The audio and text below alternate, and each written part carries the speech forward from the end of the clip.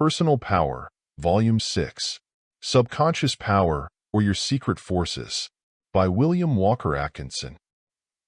Epigraph. The power of the subconscious is enormous. To all intents and purposes, it is illimitable. It is a source of power to us which, if we rightly understand it, we can draw upon just as we turn on power from a steam pipe or an electric wire. Chapter 1. Your Secret Forces. In this book, you are asked to consider some wonderful phases of your personal power, that personal power which is the expression and manifestation through you of that great principle of all power from which all phases and forms of power proceed, and in which all such are contained. This principle is known in this instruction as power. In several of the other volumes of this series of instruction upon the subject of personal power, we have asked you to consider those particular phases of your personal power which are known, respectively, as creative power, desire power, faith power, willpower, etc. While in nearly all of those books occasional reference has been made to the activities of the subconscious planes of mind and will, their primary subject matter has been that which is concerned chiefly with the respective processes of the several phases of mental activity manifesting on the planes of ordinary consciousness. In the present book, on the contrary, you are asked to consider those comparatively little-known activities of the mind and will which lie outside of and beyond the field of ordinary consciousness, but which exert a tremendous influence over the activities of that region, and which to a great extent supply that realm with the material of ideas, mental images, and emotional states. While the mental planes lying outside of and beyond the field of ordinary consciousness have been until recent years comparatively unexplored by psychologists, and in fact have been almost entirely ignored by Western psychology until modern times, the best thought of the present time is in practical agreement upon the fact that on those hidden planes of mentality are performed the major portion of our mental work, and that in their field are in operation some of the most important of our mental processes. The exploration of these obscure regions of the mind has been one of the most fascinating tasks of modern psychology, and the minds have yielded rich material in abundance. Many mental phenomena formerly either denied as impossible by the orthodox psychologists or else regarded by the average person as evidence of supernatural agencies and forces are now seen to fit perfectly into the natural order of things and to operate according to natural law and order. Not only have such investigations resulted in a greater increase of the scientific knowledge concerning the inner workings of the mind, but they have also served to place in the hands of the more advanced psychologists the material which they have turned to practical and efficient use by means of scientific methods of application. The effect of these discoveries has been the presentation of an important truth to the thinking individual, the truth that his mental realm is a far greater and grander land than he has heretofore considered it to be. No longer is the self held to be limited in its mental activities to the narrow field of ordinary consciousness. Your mental kingdom has suddenly expanded until it now constitutes a great empire, with borders flung wide and far beyond the boundaries of the little kingdom which you have been considering as the entire area of the field of the forces, powers, and activities of the self. The self has often been likened to the king of a great mental kingdom, but in view of the discovery of the new facts concerning the wonderful field of the unconscious, subconscious, and superconscious mental activities, the self is now more properly to be represented as a mighty emperor of a vast empire of which only a comparatively small portion has as yet been explored. You are being called upon to appreciate more fully the ancient aphorism, "You are greater than you know." Yourself is like a new Columbus, gazing at the great new world which it has discovered around itself, and of which it is the owner and the ruler. The writers on the subject of the realm of the subconscious mentality, being impressed by the vastness of this new empire of the self, have exercised their imaginations in the direction of supplying familiar illustrations borrowed from the world of concrete material things. It is astonishing to discover how close is the analogy furnished by certain of these illustrations and figurative symbols. We ask you to consider the following symbolic representations in order that your mind may more readily grasp the great truths involved in these new discoveries concerning the realm and power of the subconscious mentality. Some writers have compared the subconscious and the conscious regions of the mind to the visible and invisible portions of the solar spectrum. Science informs us that the visible portion of the solar spectrum, with its red, orange, yellow, green, blue, indigo, and violet rays, is bounded on its lower side by a region of infrared rays, and on its upper side by a region of ultraviolet rays, these invisible fields of light extending almost indefinitely in either direction. These hidden rays are invisible to our unaided eyes, but are recorded by delicate scientific instruments. The larger part of the heat rays emanating from the sun is invisible to us and forms a portion of the infrared field of the solar spectrum. Likewise, the major portion of the chemical changes in the vegetable world, upon which depend the life and growth of the plants, results from the action of the ultraviolet rays, which are invisible to our unaided eyes, but which our scientific instruments faithfully record. The most powerful rays of light, those which produce the most marked effects upon living creatures, are the invisible ultraviolet rays, the rays of dark light as they have been fancifully styled. Other writers have compared the conscious and subconscious planes of mentation to a small luminous circle surrounded by a great ring of twilight, and beyond this, an indefinite darkness, the events occurring in that twilight region and in that night region being quite as real as those occurring within the luminous circle. Others still have likened the mind of man to the earth, with its great underlying deposits of coal and oil, in which slumber latent light, heat, and other forms of potential energy, force, and power, awaiting but some appropriate stimulus to bring to the surface the materials from which those forces may be released.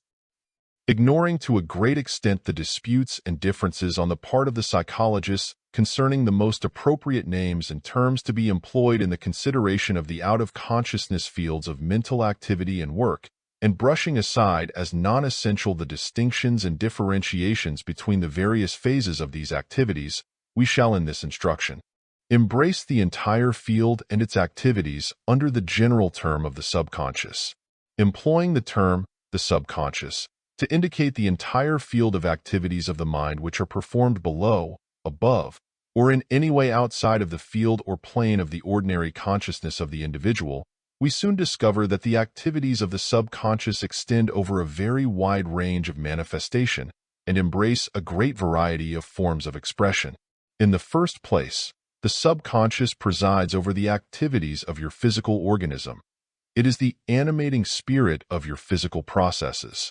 It performs the manifold tasks of digestion, assimilation, nutrition, elimination, secretion, circulation, reproduction, in short, all of your vital processes. Your conscious mentality is thus relieved of these great tasks.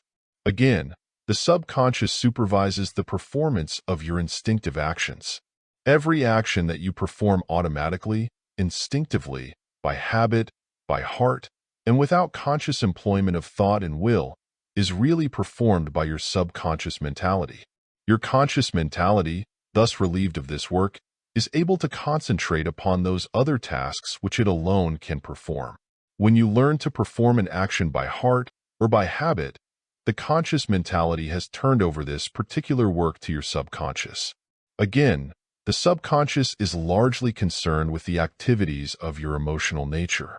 Your emotions, which rise to the plane or level of consciousness, are but the surface manifestations of the more elemental activities performed in the depths of the ocean of the subconscious.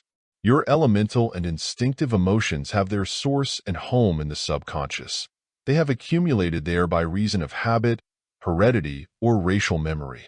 Practically all the material of your emotional activities is stored on the planes and levels of the subconscious. Again, the subconscious presides over the processes of memory. The subconscious planes or levels of the mind constitute the great storehouse of the recorded impressions of memory.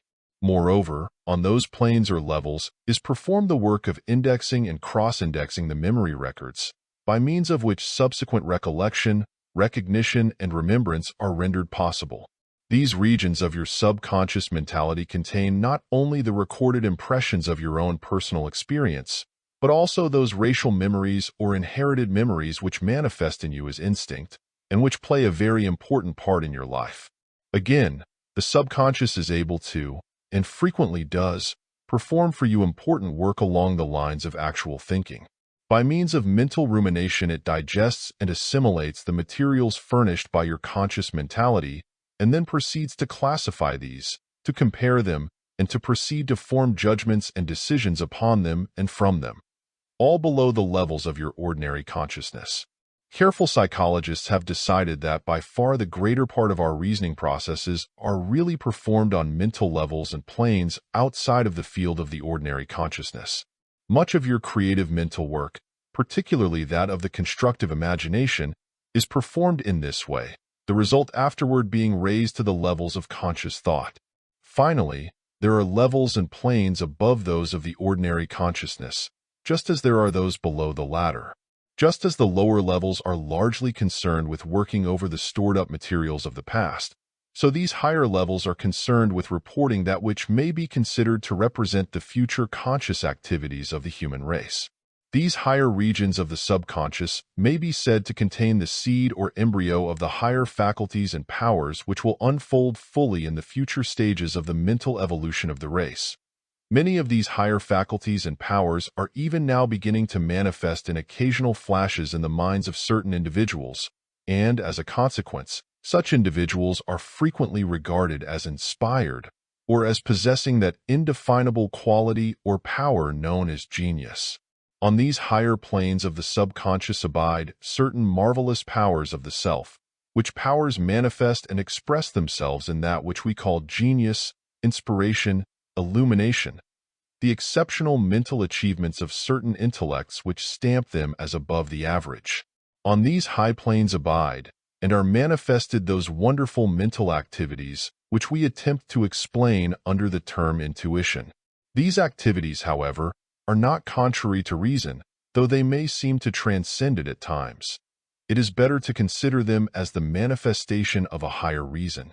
The investigation and exploration of these higher realms of the subconscious form one of the most interesting and fascinating tasks of modern psychology. Even now, the reports of the investigators and explorers are of surpassing interest. Those which confidently may be looked for in the future bid fair to constitute a marvelous contribution to the pages of the history of modern scientific research. In this book, we shall ask you to accompany us in an exploration of the various regions of the subconscious, those wonderful realms of your mind, from the highest to the lowest. In this new land, there are valuable deposits of material useful to you and to all mankind.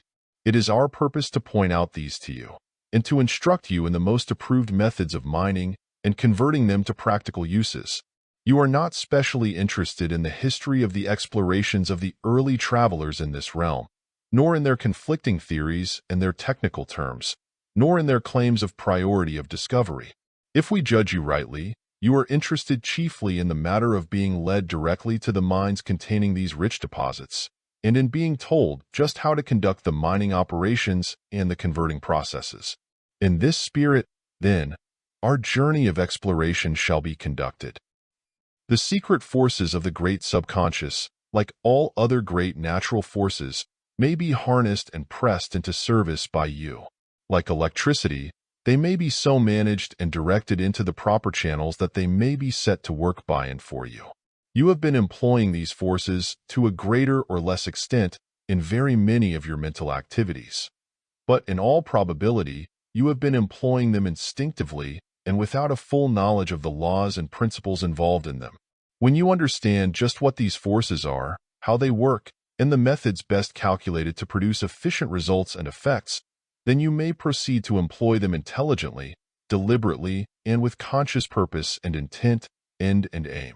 The average man employs but about 25% of his subconscious power. The man who understands the principles and methods to which we have just referred will be able to employ 100% of his available subconscious power. This means that he will be able to increase fourfold his subconscious mental work and activity, with correspondingly increased results and effects. Inasmuch as at least 75% of man's mental processes are performed on the plane or level of the subconscious, it will be seen that the benefits arising from quadrupling his subconscious mental activities and available power are almost beyond the power of adequate calculation. This increased power and efficiency, moreover, are not obtained at the cost of increased effort and mental wear and tear. On the contrary, the man effectively employing his subconscious relieves himself of a great portion of the mental strain incident to the employment of the conscious mentality. End of chapter. Chapter 2. Subconscious Mentation. For many years, Western psychology held tenaciously to the theory that all there is of mind, all mental processes, all thought, all feeling, all will activity, were contained within the narrow limits of the ordinary consciousness. It held that the ordinary consciousness was identical with mind. We say Western psychology because Oriental psychology for many centuries, for over 2,000 years in fact, had recognized the out-of-consciousness mental planes, states, and processes.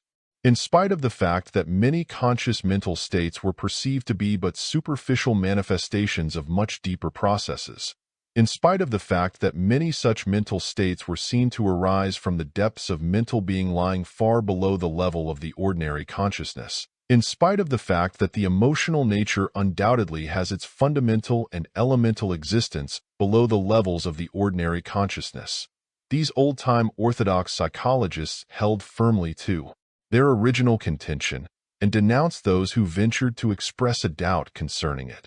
These old-timers, it is true, found many facts which remained unexplainable under the old theory. But, like many other orthodox thinkers along other lines of thought, they took the position that the old dogmas and teachings must be supported at all costs, and that if the facts conflicted with their theories, then, so much the worse for the facts. But finally the pressure became too strong, and the younger men studying and thinking about the science of the mind began to advance tentatively the idea that perhaps there might be other regions of the mind, regions lying below the threshold of consciousness, levels or planes lying below the ordinary mental levels and planes, upon which important mental processes are performed. In spite of the continued and strenuous opposition of the orthodox psychologists, these courageous thinkers conducted extended experiments and made careful observations for the purpose of discovering the nature and the laws of these great, unexplored realms of the human mind. These investigations were made for the most part by psychologists who felt that this unknown region of the mind must exist in order to explain and satisfactorily account for certain observed conscious mental phenomena. The conscious effects were before them, but the out-of-consciousness cause of these was unknown. They reasoned that if such and such effects were present, then such and such causes must also be present, although so far these causes had not been discovered. These pioneers were like the astronomers who posited the necessary existence of certain undiscovered planets by reason of the discovered actions of certain known planets, which actions were seen necessarily to be caused by the presence and influence of other planets as yet undiscovered by science. Or, changing the illustration, we may say that these advanced thinkers were like the early explorers who, by reason of occasionally observing strange floating trees, animals, and bodies of men in certain far distant waters, hazarded the theory that there must be an undiscovered world situated far to the west of their own world. This was the idea that inspired Columbus, and which finally led to the discovery of America. In the same scientific spirit, these pioneer psychologists sought to account for certain observed mental activities, deflections, and influences upon the theory that there must exist other planes of mental activity, lying out of consciousness, which constituted the field of a wonderful activity, the results of which afterward rose to the surface of consciousness. Leibniz, the great German philosopher, was one of the first of the leading Western psychologists to advance the theory that the mind is not limited to the narrow field of the ordinary consciousness, and that there are changes occurring, energies always at work, and modifications constantly taking place in the mind, of which the ordinary consciousness is not aware. Others followed in his footsteps, until finally the large number and high standing of the advocates of the new idea forced recognition and respect for it on the part of the orthodox psychologists. Vigorously opposed, and often violently ridiculed, this great idea gradually attracted to itself strong support, and finally became an accepted doctrine in the standard Western psychology. as a straw showing how the wind of even the most conservative thought is now blowing in the direction of the general recognition of the existence of the out-of-consciousness planes or levels of mental activity, we quote the following extract from an article contained in the Encyclopedia Britannica, 11th edition, Volume 25, page 1063. The reality of modes of mental operation, which may properly be called subconscious or subliminal, is now generally admitted. During the last quarter of the 19th and the opening years of the 20th century, there has been accumulated a mass of observations which suffices, in the opinion of many of those best qualified to judge, to establish the reality of processes which express themselves in purposeful actions and which bear all the marks from which we are accustomed to infer conscious cognition and volition, but of which nevertheless the subject of normal personality has no knowledge or awareness other than such as may be shared by any second person observing his actions. Perhaps the greatest cause of the objection of the old-time psychologists to the idea of the subconscious, and one of the greatest stumbling blocks in the way of the understanding of the subject by the average modern layman, is that of the seemingly contradictory notion of mental activities performed without consciousness. It is indeed hard to conceive of thinking without consciousness. But subconscious or even unconscious thinking is not really thinking without consciousness. It is rather thinking on planes of consciousness other than that of the ordinary consciousness. The term unconscious, so frequently applied to the activities of the subconscious, is particularly unfortunate. It serves to bewilder the student and to arouse uncalled for opposition in the minds of those unfamiliar with the real facts of the case. Subconsciousness is not unconsciousness. It is rather other consciousness. This is a most important distinction. We trust that you will fix it in your mind and observe it in your thought upon the subject. The Freudian school has given great prominence to the term the unconscious, which was originally employed by von Hartmann, in its consideration of certain important phases of the activities of the subconscious. This fact has served to add to the difficulties attached to the subject of the out-of-consciousness mental processes. But the Freudians do not intend to convey the idea that the unconscious is unknowing. On the contrary, they hold that it knows much and knows well. Dr. Wilfrid Ley, one of the clearest exponents of the teachings of Freud, says on this point, "The unconscious is not to be regarded as the unknowing part of the mind, but only as the unknown part. From one point of view, there is no such thing as the unknowing part of the mind, because the mind is essentially that part of the personality that is knowing with greater or less intensity, and knowing now one and now another object, but always knowing something, from the first day of its life until the last. But the unconscious may be described as the generally unknown realms of the ego, into the seemingly bottomless abyss of which the sensations and perceptions of the individual are constantly sinking, and from which, no matter how hard we try, we cannot, without the help which analytic psychology offers us, recover anything except a very limited amount of visual, verbal, or other memories." A little further on in this section of the book, we shall show just why the subconscious is the generally unknown realms of the ego. Modern psychology is able to furnish the explanation, one that is quite satisfactory when rightly understood. But before proceeding to such explanation, we wish to clear away another quite frequent cause of misconception, misinterpretation, and misunderstanding of the character of the real nature of the subconscious, namely the erroneous dual mind theory which to some extent has become attached to it by reason of the hasty generalizations of some of the earlier writers upon the subject. One of the great fallacies arising from the hasty generalization of some of the early investigators, teachers, and writers upon the subject of the subconscious, and one which has been quite difficult to explain away to the popular mind, is that which is generally known as the two-mind theory or the dual mind hypothesis. Arising from this is that associated fallacy consisting of identifying one of the hypothetical two minds with the soul, instead of regarding both of these two respective fields of mentation as particular divisions, regions, levels, or planes of mental activity, all of which are instruments of the manifestation and expression of the ego, self, or I am I of the individual. Frederick W. H. Myers, the English essayist and investigator of psychic phenomena, was, in 1887, the first to advance tentatively the idea of the dual mind of man. But Myers was far more conservative than were some of his followers in this respect, as will be seen from the following brief consideration of his ideas. Myers' original idea was that the self is not only a unity, but also a coordination of its several phases and powers.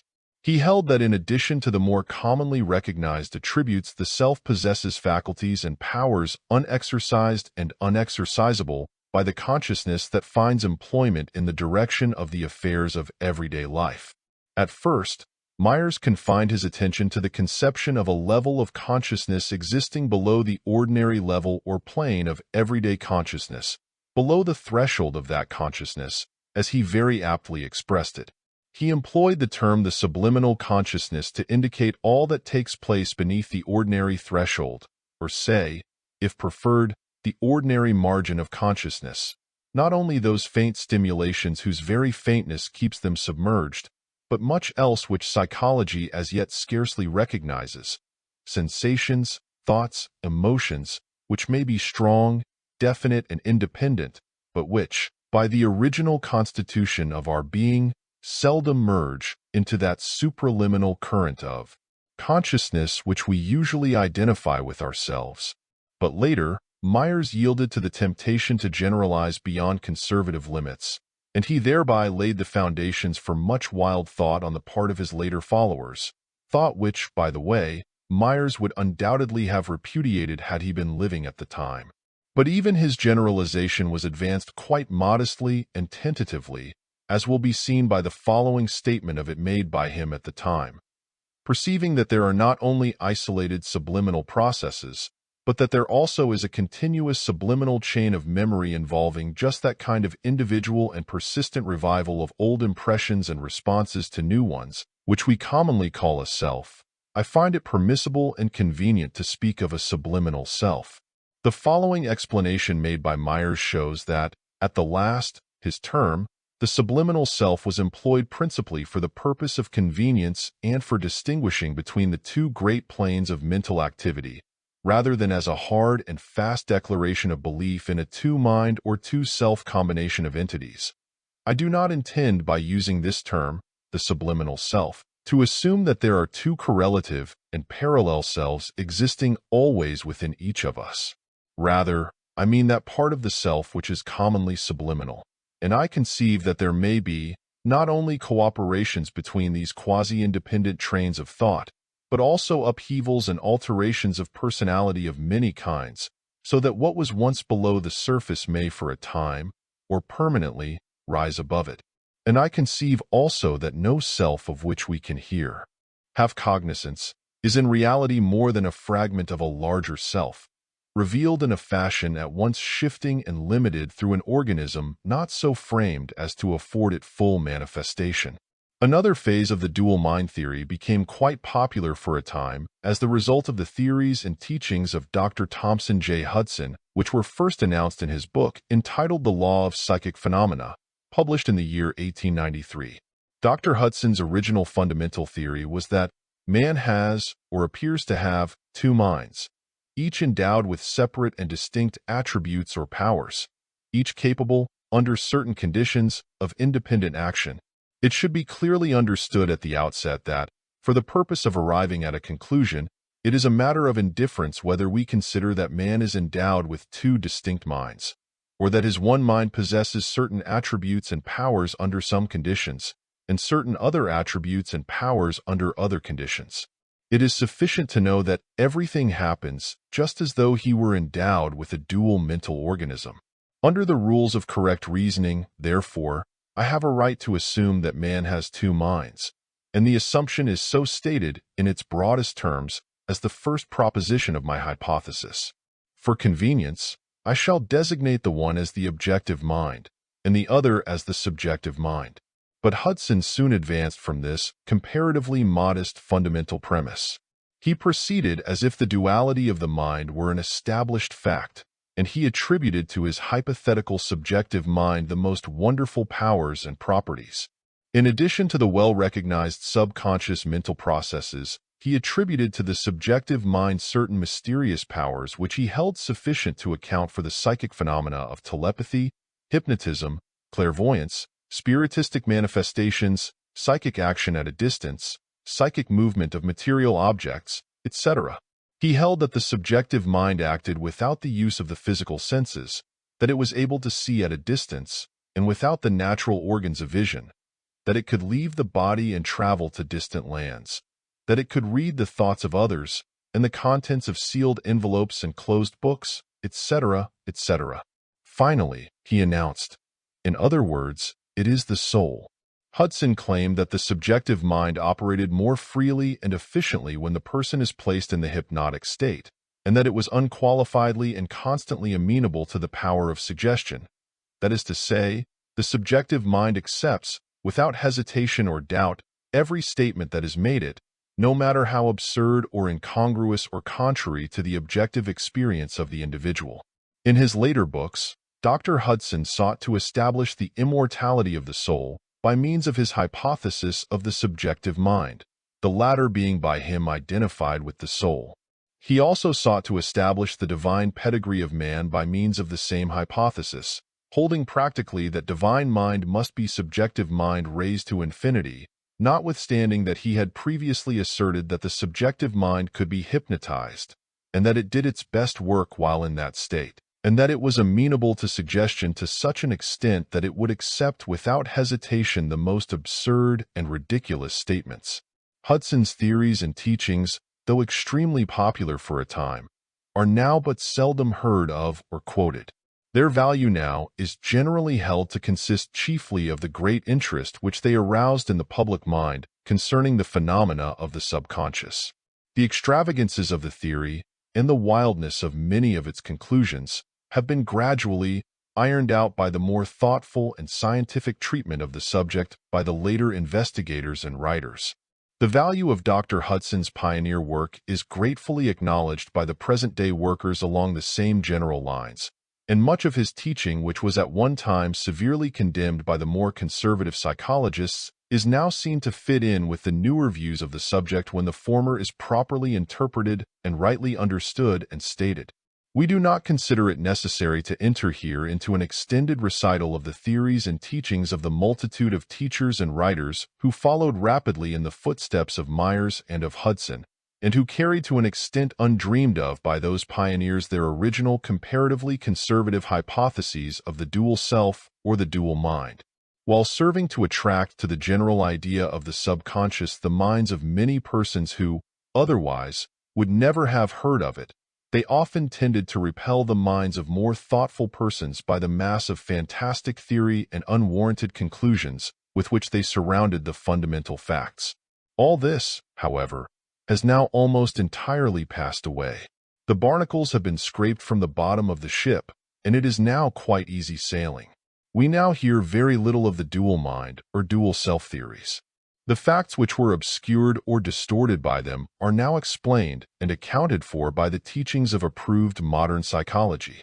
The unity of the mind is still maintained, but even the most conservative psychologists now admit, nay, actually insist, that the mental unity has many phases, many planes, levels, and regions of manifestation and expression.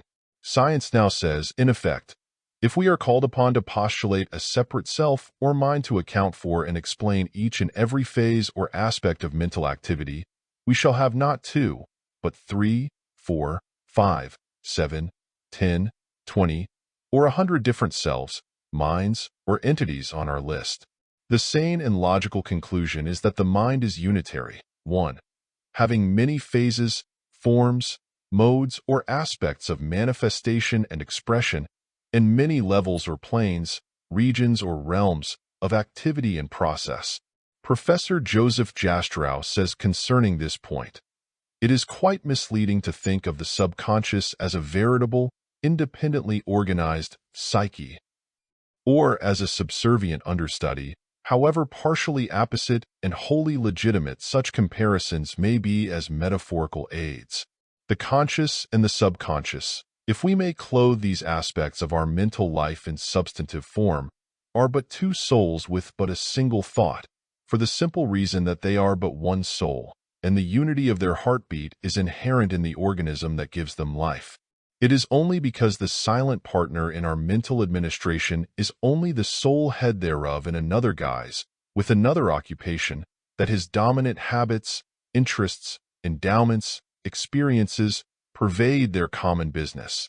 It is again because the one contributes to the joint undertaking, so largely unheard and unseen, that those who have intercourse with this concern, as indeed the director thereof himself, have little occasion to come in contact with influence and data that do not appear on the books. Now, let us return to that point of our consideration of the subconscious wherein we proceed to investigate the subject of just why the contents of that great portion of the mind is unknown to the individual. You will remember that we have told you that modern psychology is able to furnish this explanation, and that we promised you that we would furnish you with it. Here is the explanation in a nutshell. You are aware only of such contents of your mind which are within the field of ordinary consciousness. You are conscious of only such of your mental states and processes which at the moment of ordinary consciousness are included in the radius of your conscious attention. Accordingly, the field of ordinary consciousness and the field of conscious attention are identical. If your conscious attention is directed to or held by a particular object or subject, then you are conscious of that object or subject. If your conscious attention is not so directed or held by that object or subject, then you are not conscious of it. A little self-examination will reveal to you the truth of the above statement. You will see at once that you are aware or conscious at this moment of only an infinitesimal portion of the entire contents of your mind, of what you know, of what you feel, of your beliefs, of your likes or dislikes, and so on. Your mind is filled with knowledge acquired by you in your past experience, with feelings of various kinds which you have developed in like manner, with ideas, plans, designs, purposes, aims, ends, desires, longings, aspirations. You know that this is so, although at this present moment these mental states are not in your field of consciousness. Your conscious attention is not directed to or held by them. The moment that you turn your conscious attention in the direction of any of these things, that moment do those things proceed to rise to the plane of ordinary consciousness and you become aware of them. This is what happens when you think about things, when you indulge in reverie, when you start into motion the stream of memory and recollection. All this is a matter of ordinary, everyday experience with you. Yet you may never have thought of it in just this way, nor realize the principle involved in the process. You see, there are two general kinds of knowing as follows. 1. The knowing arising from the present consciousness of things. And 2. The knowing which consists of the knowledge which you have salted down and stored away in your mind. And this in your mind really means in your subconscious. In the same way, there are two general kinds of feeling as follows. 1. The feeling which is at this moment present in your conscious attention, and 2. The feelings which you know quite well are present in your mind, although you are not at this moment aware of them. If you would obtain a clear illustrative idea of the nature of the contents of the subconscious, you need but think of the contents of your memory, for memory is one of the great phases of the subconscious. You know quite well that there is a wealth of knowledge stored away in your memory, of which you are not at this moment conscious. You know equally well that when your attention is directed to certain subjects or objects, then your memory will raise to the plane of conscious attention at least a considerable portion of your knowledge concerning those subjects. Where were those memories? Where was this knowledge before they arose into consciousness in response to directed attention? Surely they existed somewhere. But where? They existed in the subconscious just as truly as they afterward existed in your consciousness. Do you see the point? The subconscious is the great ocean of your mind, while your consciousness is but the surface activities of it. Your attention brings to the surface such contents of your mental ocean as may be called for, or drawn there, by the appropriate causes. But the attention does not create them. It merely brings them to the surface. These contents of your mind are just as really items of your knowledge, while sunk in the depths of the subconscious, as when raised to the surface. To limit your mind to your conscious states, ignoring the far greater contents of your subconscious, would be just as absurd as to limit the ocean to its surface, ignoring the wonderful body of its depths. But not only are items of knowledge stored away in this great ocean of the subconscious, wonderful mental activities and processes are constantly underway in its hidden depths. The subconscious is not a dead sea. It is a great ocean of activity. It never rests, never sleeps. It works while your ordinary surface consciousness is resting or sleeping. A great portion of your thinking is being performed there. In its realm, there are mental processes underway, the end of which is to solve your problems for you, to answer your questions, to form your judgments, to work upon the materials which your conscious mentality has handed over to it instinctively. You see, your mental machine is a far more wonderful thing than you had imagined. It is something bigger than you have dreamed it to be. In the following sections of this book, we shall show you the kind of mental work the subconscious is doing for you, and the still better work it is capable of doing for you when you direct it rightly. For the present, we are merely striving to awaken you to a realization of its nature and of the facts of its existence. Nature, or the power underlying nature, has wisely committed the greater portion of your mental work to the subconscious. If your conscious mentality were required to attend even to but 1,000th part of the work of the subconscious, you would have no time whatsoever to attend to the tasks and problems of your everyday conscious life. In order to allow your conscious mentality to perform its rightful tasks, nature has handed over to the subconscious the greater portion of the entire mental activities, processes, and work. You will realize this more fully as you proceed with this instruction. Dr. Wilfred Lay says, "The unconscious operates in every act of our lives, not merely in the actions ordinarily known as unconscious or automatic, but in that part of our activity to which we attribute the most vivid consciousness. For in a certain sense, we are most helped or hindered by the unconscious part of ourselves when we think that we are most keenly alive. Our unconscious pervades our conduct in the most minute details, just as the air we breathe is forced by our blood through our tissues. And it might almost be said that it is as important and as great in extent, when compared with the conscious present, as the air, so small a part of which we breathe, is in extent in proportion to the minute particles of it that we take into our lungs." End of chapter. Chapter 3. Subconscious Vital Processes. Among the most fundamental activities of the subconscious are those which are concerned with the vital processes of the physical body, the processes of life in the living organism. Although the fact is not generally recognized, it is an established scientific truth that the subconscious controls, directs, institutes, and conducts the vital processes of the body which are concerned with growth, nourishment, and the general operation of the living organism. The operation of the vital processes manifested in every organ of your body is conducted by the subconscious. Every organ, every part, even every cell, is under the control and direction of the subconscious. The work of repair, replacement, digestion, assimilation, and elimination, which is underway in your physical body, is performed by the subconscious. In short, your entire vital activity is under the control and direction of your subconscious, although your ordinary consciousness is not aware of this fact. Many persons, most persons in fact, if they think of the matter at all, are inclined to the general notion that the body runs itself like a machine, or rather like a clock that has been wound up and set going. So far is this from being a fact, however, that it may be stated that every action and movement of your internal organism, with the exception of the purely mechanical or chemical movements and changes, is affected by your will, the latter usually manifesting along the lines of subconscious activity. All the operations of the life forces in your body are found to result from mental action of some kind, usually subconscious mental action. It is an axiom of certain careful thinkers that all life action is mind action. In every vital process in the living organism are to be seen the presence and activity of mind in some form, some phase, some degree. As Carpenter says, the convertibility of physical forces and the correlation of these with the vital forces and the intricacy of that nexus between mental and bodily activity which cannot be analyzed, all lead upward to one and the same conclusion, that the source of all power is mind. Bacon says, "Life is not force, it is combining power. It is the product and presence of mind." Donne says, From the first movement when the primordial cell germ of a human organism comes into being, the entire individual is present, fitted for human destiny. From the same moment, life and mind are never for an instant separated. Their union constitutes the essential work of our present existence.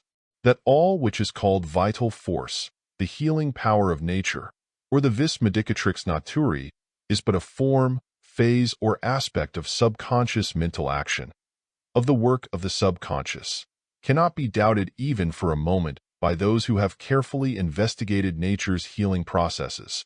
These processes constitute what is known as the curative efforts of nature, or the vis vita, by which terms is indicated that certain curative or restorative principle of nature which is implanted in every living, organized body, and which is constantly operative for its repair, preservation, health, and well-being.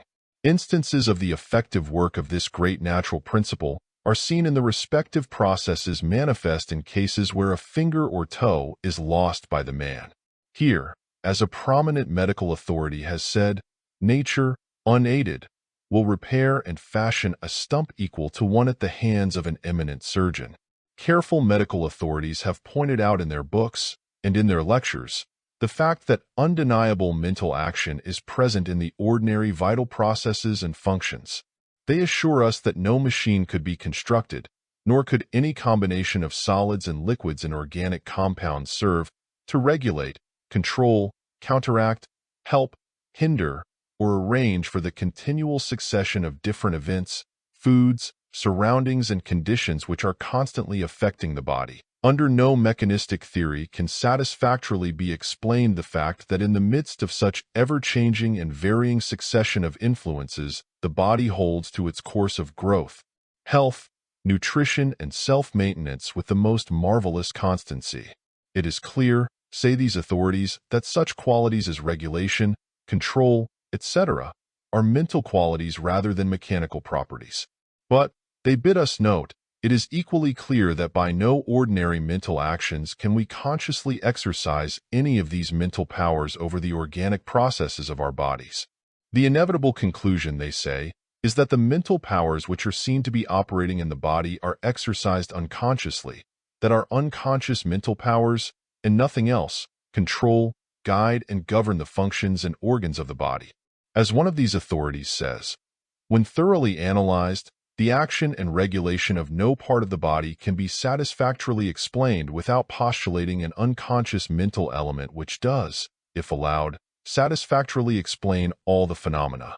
We would call your attention here, at this point, to the fact that the bases of mind cure, mental healing, mental therapeutics, or by whatever names the various systems of mental cure of disease may be called, undoubtedly are to be found in the fact that the vital functions and processes of the body are really performed by mind operating along subconscious lines, by the subconscious. In fact, this being realized, it is seen plainly that mental healing, in each or all of its forms, is not a case of the power of mind over matter, but rather that of the influence of one phase of the mind over another phase, a case of mind over mind, in fact.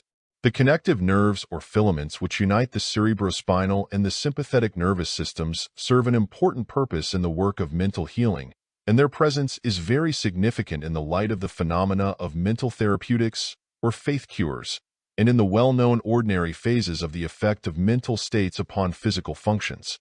They serve to explain the vital mechanism employed in the production of these interesting classes of psychophysical phenomena, and, likewise, they serve to furnish the physical explanation of the psychological processes operative in the phenomena of mental healing. That mental states produce reactions in the form of physical conditions is admitted by even the most conservative medical authorities. The most casual observer must have noted that the emotions of fear, grief, anger, worry, or joy have a most marked effect upon the physical processes of digestion, assimilation, and elimination. A change of mental state is almost immediately followed by a change in physical function. Your appetite is seriously affected by the receipt of bad news, while good news imparts a new zest to the enjoyment of your meal. The sight or the recollection of the sight of a disgusting object will produce nausea, or at least will spoil your appetite. The sight or the memory of appetizing food will cause your mouth to water, and your gastric juices to flow more freely. The bad boy who stood in front of a brass band, and by means of sucking a lemon induced the saliva to flow copiously from the mouths of the musicians, thus causing their playing to come to a sudden and disastrous end, understood the practical effect of this principle, though doubtless ignorant of the real cause operating in the case. The practical joker who sets the company of persons to yawning, as the result of the mental contagion produced by his simulated yawn, understands how this principle works out in practice, though he may not realize the exact psychology or physical process involved. Experimental psychology has demonstrated that the circulation follows the attention, and that by concentrated attention directed to any part of the body, one may increase the blood supply to that part. Thus, experiments have demonstrated that the blood may be sent in increased quantity to the hand, or else withdrawn from it, simply by means of concentrated attention accompanied by mental suggestion or autosuggestion. The dark red color of the hand in one case, and the pallid appearance of the hand in the other case, being sufficient evidence of the soundness of the principle. Many practitioners of suggestive therapeutics who have experimented along these lines have held that the increased supply of nerve force, accompanying the increased flow of blood sent to the several organs and parts of the body in this way, plays a most important part in many cases of mental healing. Just as the flow of the blood to any part or organ of the body may be increased by concentrating the attention upon those parts and organs, so the movements, activities, and processes of the digestive organs, the organs of elimination, and even of the heart may be influenced by employment of the attention, or by the presence of certain mental states which serve to accelerate or retard such processes as the case may be. Modern science admits that it is positively established that suggestion or autosuggestion can and does affect the so-called involuntary functions of the body. We shall see just how and why suggestion and autosuggestion produce these effects when we reach that particular phase of our subject a little further on in this section of the book. That the respective states of health and disease depend materially upon the character of the emotional states predominant in the subconscious mentality of the individual is now universally admitted in authoritative medical circles. Statements concerning this fact, and examples and instances illustrating it, are to be found on all sides in medical journals, textbooks, and class lectures. The following examples will suffice to illustrate the general character of the conclusions expressed in such statements concerning this matter. Drive Southworth says, "If mental states can change the various secretions of the body, making them poisonous. For example, the saliva and the milk in the human breast, under the influence of anger, worry, or fear, could it not also be productive of disease through imperfect or non-elimination? Is it improbable that fear, which is a greater negative force than anger, may produce the results as indicated?" Professor Elmer Gates says, "My experiments show that irascible, malevolent, and depressing emotions generate in the system injurious compounds, some of which are extremely poisonous. Also that agreeable, happy emotions generate chemical compounds of nutritious value, which stimulate the cells to generate energy."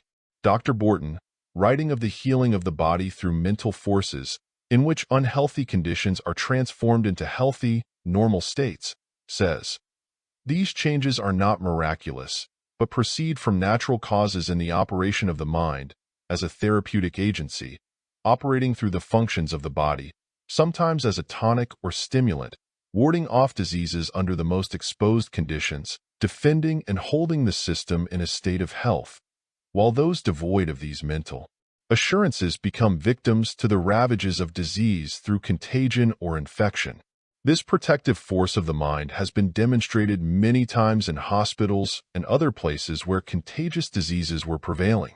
The mental force possesses a protective power, when rightly exercised, far beyond what is usually conceded. This, not only in the way of defense, but also in correcting diseases when in existence. The investigations of Freud and his school have served to throw new light upon many obscure mental causes of disease and abnormal physical conditions. The work of psychoanalysis is directed to a considerable extent to uncovering these causes which are hidden in the recesses of the subconscious. Briefly stated, the case is as follows. Many abnormal physical conditions, and often chronic complaints, have as their primary cause a disturbance of the emotional nature arising from past experiences of an unpleasant nature, such as, for instance, real or fancied slights, injuries, injustice, frustration of cherished desires, or similar occurrences in the past life of the individual. As the years pass by, the main facts of the actual event fade from the memory, and the individual seemingly adapts himself to the conditions forced upon him. But the subconscious has not forgotten these. Instead, their memories abide in the out-of-consciousness realms and work their evil effects. Like a hidden cancer, or like a great gnawing worm dwelling in the emotional nature of the person, the old sore persists and tends to poison his mental and physical constitution. Thus, old hates, old jealousies, old fears abide in the subconscious, producing the physical reactions which are well known to psychotherapy. It is the work of the scientific psychoanalyst to dig out these cancerous mental growths, or these psychic gnawing worms, and to bring them once more into the field of consciousness. Once brought before the conscious attention, they may be examined, analyzed, dissected, passed upon, and discarded as having no real present importance. Thereupon, they are discharged from the mental realm once and for all. By means of this cathartic process, the system is relieved of these hidden roots and causes of disease and abnormal physical conditions, and health and normal functioning once more is manifested.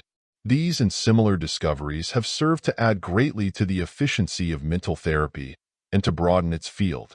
They verify the basic principles and theories of mind cure and indicate improved methods of applying them. In this consideration of the subconscious vital processes, we must call your attention to three very important facts, namely, 1. That the subconscious is amenable to suggestion and autosuggestion. 2. That the subconscious tends to accept as true the ideas and statements which the conscious mentality places or allows to be placed in it. 3. That the subconscious, after accepting a suggestion or autosuggestion, proceeds to carry the suggested idea to its logical conclusion irrespective of its actual truth, and thereafter will tend to manifest in physical states and functioning the mental state or completed idea, the seed of which has been supplied by the suggestion or autosuggestion. Now, there is no need here for us to enter into a technical description of the psychology of suggestion.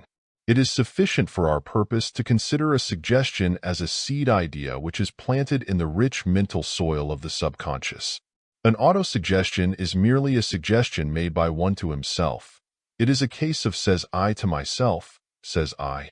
A plain suggestion is a seed idea coming from an outside source, a statement from another person, a passage in a book or newspaper, a printed sign, the manner of another person, etc. All suggestion, at the last, is autosuggestion, for the reason that the individual permitting a suggestion from outside to become lodged in his subconscious really tacitly endorses it and makes it his own, just as man endorsing a check or note assumes responsibility for the paper. The result of the suggestibility of the subconscious is quite marked in the case of the subconscious vital processes. Suggestions or autosuggestions of health tend to produce conditions of health, while suggestions or autosuggestions of disease tend to produce conditions of disease. It has been said that, as a man thinks in his heart, so is he. Equally true, and for the same reason, is the statement that as the subconscious thinks its owner's physical condition is or should he, so that physical condition actually becomes in time. By reason of these fundamental facts concerning the subconscious, it is easily seen how and why the seed ideas implanted in the soil of the subconscious eventually sprout, bear leaves, blossoms, and the fruit of health or disease as the case may be. By means of the planting of the seed ideas of fear thought, panicky feelings, mental pictures and thoughts of diseased conditions, depressing and discouraging emotional states, coupled with the mental attitude of the expectant attention or confident expectation of the coming or the continuance of the physical disorder. The conscious mentality impairs and interferes with the normal action of the subconscious mental activities, quite frequently giving to them an entirely wrong direction or course of procedure. This wrong direction or course of procedure in time often becomes chronic and permanent, unless removed or else neutralized by a reversal of the method which originally brought it about. On the other hand, by energizing, animating, and strengthening the subconscious mental processes by cheerful, happy, and hopeful states of mind concerning the physical condition, by inspiring emotional states and feelings, by mental pictures of healthy, normal physical conditions, rather than of the abnormal, there is aroused a strong natural power of resistance to diseased conditions, to impaired physical functioning, and to ill health in general, a strong recuperative energy tending to prevent disease in the first place, and in the second place to restore health when it has become impaired. Avoid, as you would a pestilence, all depressing emotions and all negative mental states such as anger, fear, worry, jealousy, envy, hatred. Also avoid with equal care all expectations or beliefs that you will contract disease, even when it is raging around and about you. Refuse to allow your imagination to be filled with the negative, evil pictures of diseases or diseased conditions. Avoid or learn to resist and throw off the evil suggestions of others that you will contract disease or manifest diseased conditions. Shed these suggestions like the proverbial water from the duck's back, when you cannot escape from the company of persons given to the planting of such pestilential seed thoughts. Cultivate the positive emotional states of fearlessness, calmness, poise, cheerfulness, hope, faith, confidence in the powers that be in nature, or above and over nature. Form the habit of expecting and looking forward to the normal, natural conditions of health, not to the state of disease. Trust the life forces and nature to pull you through, even when you may happen to slip. Fill your mind with the ideas and mental pictures of health and not of disease. Frequent the company of those who look forward, not backward, upward, not downward, and whose vision seeks the good rather than the evil aspects of life. Read books having this forward and upward outlook upon life. Above all, keep your mind filled with the bright, cheerful, and happy mental pictures of health and normal physical conditions. Be careful to admit only the right kind of pictures to your mental picture gallery. Always see yourself as you wish to be, not as you fear that you may be. Keep ever before you the visualized ideal of health. This, no matter how much the existing conditions may strive or tend to influence you in the opposite direction. This last is important, for these ideal mental pictures are the patterns which the subconscious, which is really that which you have been thinking of as life or nature, employs in building your physical body and in weaving the fabric of your physical functioning and conditions. This is the great principle underlying all the various schools of mental healing, faith cure, etc., even of those schools which seek to veil their teachings in metaphysical and quasi-religious terminology and dogma. The development of the depressing, negative mental weeds spoils the mental garden of the subconscious and chokes the valuable plants which should be grown there. The act of holding before the imagination or the ideative faculties the mental pictures of disease is bound in time to cause the subconscious to strive to manifest in objective physical reality the conditions presented to it in such pictures. The confident expectation or expectant attention of diseased or abnormal physical conditions is practically certain to cause the subconscious to proceed in the direction of making the ideal become real. The statement of Job that which I feared hath come upon me expresses an actual fact of physiological psychology or of psychological physiology. This negative influence and condition, so imparted, permeates the organs and parts directly involved, and the cells which compose those organs and parts as well. It also by reflex and sympathetic action and reaction of this kind, the action of the conscious mentality upon the subconscious and the reaction of the latter upon the former, serves to break down the natural habits of resistance and self-protection with which the subconscious is endowed. As a result, chronic ill health frequently results. Here we have an actual example of the truth that, to him who hath not shall be taken away even that which he hath. In such cases, the only remedy is to halt the progress of the downward swing of the subconscious activity, and to reverse the process by transmuting the activity into an upward, positive manifestation. The latter, however, is equally cumulative, the action and reaction proceeding in the direction of health, so that we have an actual example of the companion truth that, To him who hath shall be given. The rule works both ways, as all good rules are said to do. Finally, you will do well to remember the old adage that which will make a sick man well will keep a well man well, that which will cure disease will prevent disease. Therefore, you are strongly urged to acquire, cultivate, and maintain the positive, uplooking, forward-looking mental attitude, even in the days of your most perfect health. An ounce of prevention is worth a pound of cure. You should determine to adhere faithfully to the ideal of health, to cultivate the habit of holding firmly to the mental pictures of health, and to beware of allowing that ideal and those mental pictures to become weakened, dimmed, clouded, or hidden by adverse autosuggestions on your own part, or by the acceptance, tacitly or actually, of similar suggestions arising from the remarks, views, beliefs, or negative mental attitudes of other persons, or from other sources. This, then, is the part played by your subconscious in the matter of the direction and control of your physical functions and processes. You have at your disposal the wondrous powers of the subconscious, which you may direct to the work of maintaining or restoring your health. All that you have thought of as nature, or as the life forces in their healing and life-maintaining processes. All that you have thought of as the healing power outside of yourself. All this is really your own subconscious, a part of yourself, though a part perhaps not recognized or realized by you up to this time. If through ignorance you have given these powers a wrong direction, you have now at your disposal and under your command a positive, upward, health-giving aggregate of forces. Finally, remember that your subconscious is always your friend. Once let it realize what is necessary for your physical well-being. Once plant the right kind of seed ideas in its soil, and it will bend every energy within it toward manifesting and expressing health in you. Rightly understood and interpreted, the principles which we have just announced to you will make clear and plain to you that something in it which you have always intuitively felt might be found in mind cures, underlying their technical and sometimes fantastic theories and methods. You have here the stuff that does the work which has been hidden in the various capsules offered you by the several schools, cults, and teachers. The verbal capsules serve to disguise the real stuff and to make it more attractive to the imagination. Any verbal form that appeals to the mental taste or to the imagination will serve the purpose. The highly exploited verbal formulas, the miraculous statements of truth, the wonder-working affirmations of the various schools, all these are but the verbal capsules in which are concealed the real stuff of autosuggestion or suggestion.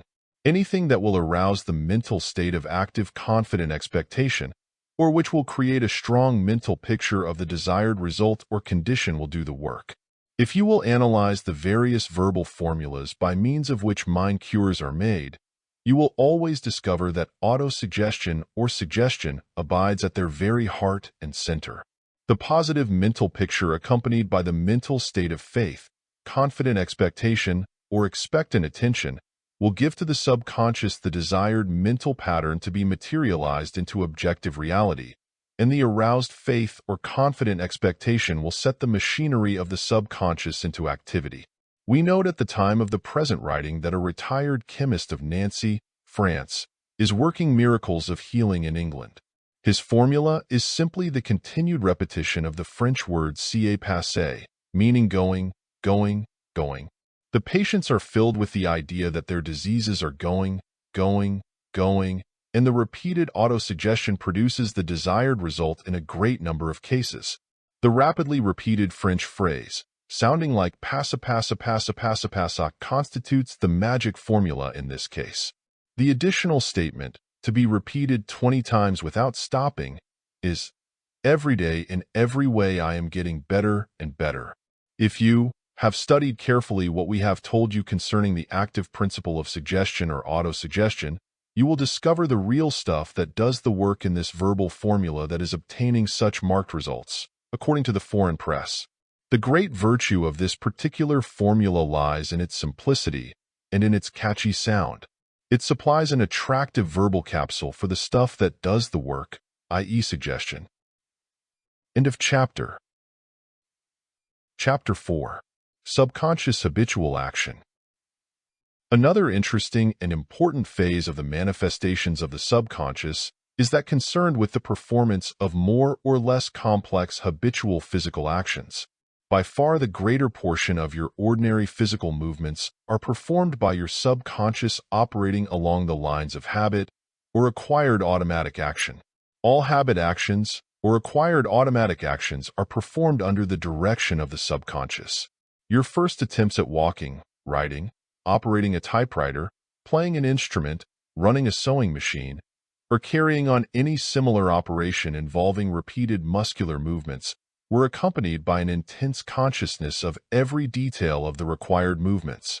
As you became more proficient in the task, by reason of repeated practice and repetition, and as you acquired ease and dexterity in such performance, you gradually became less and less conscious of those details.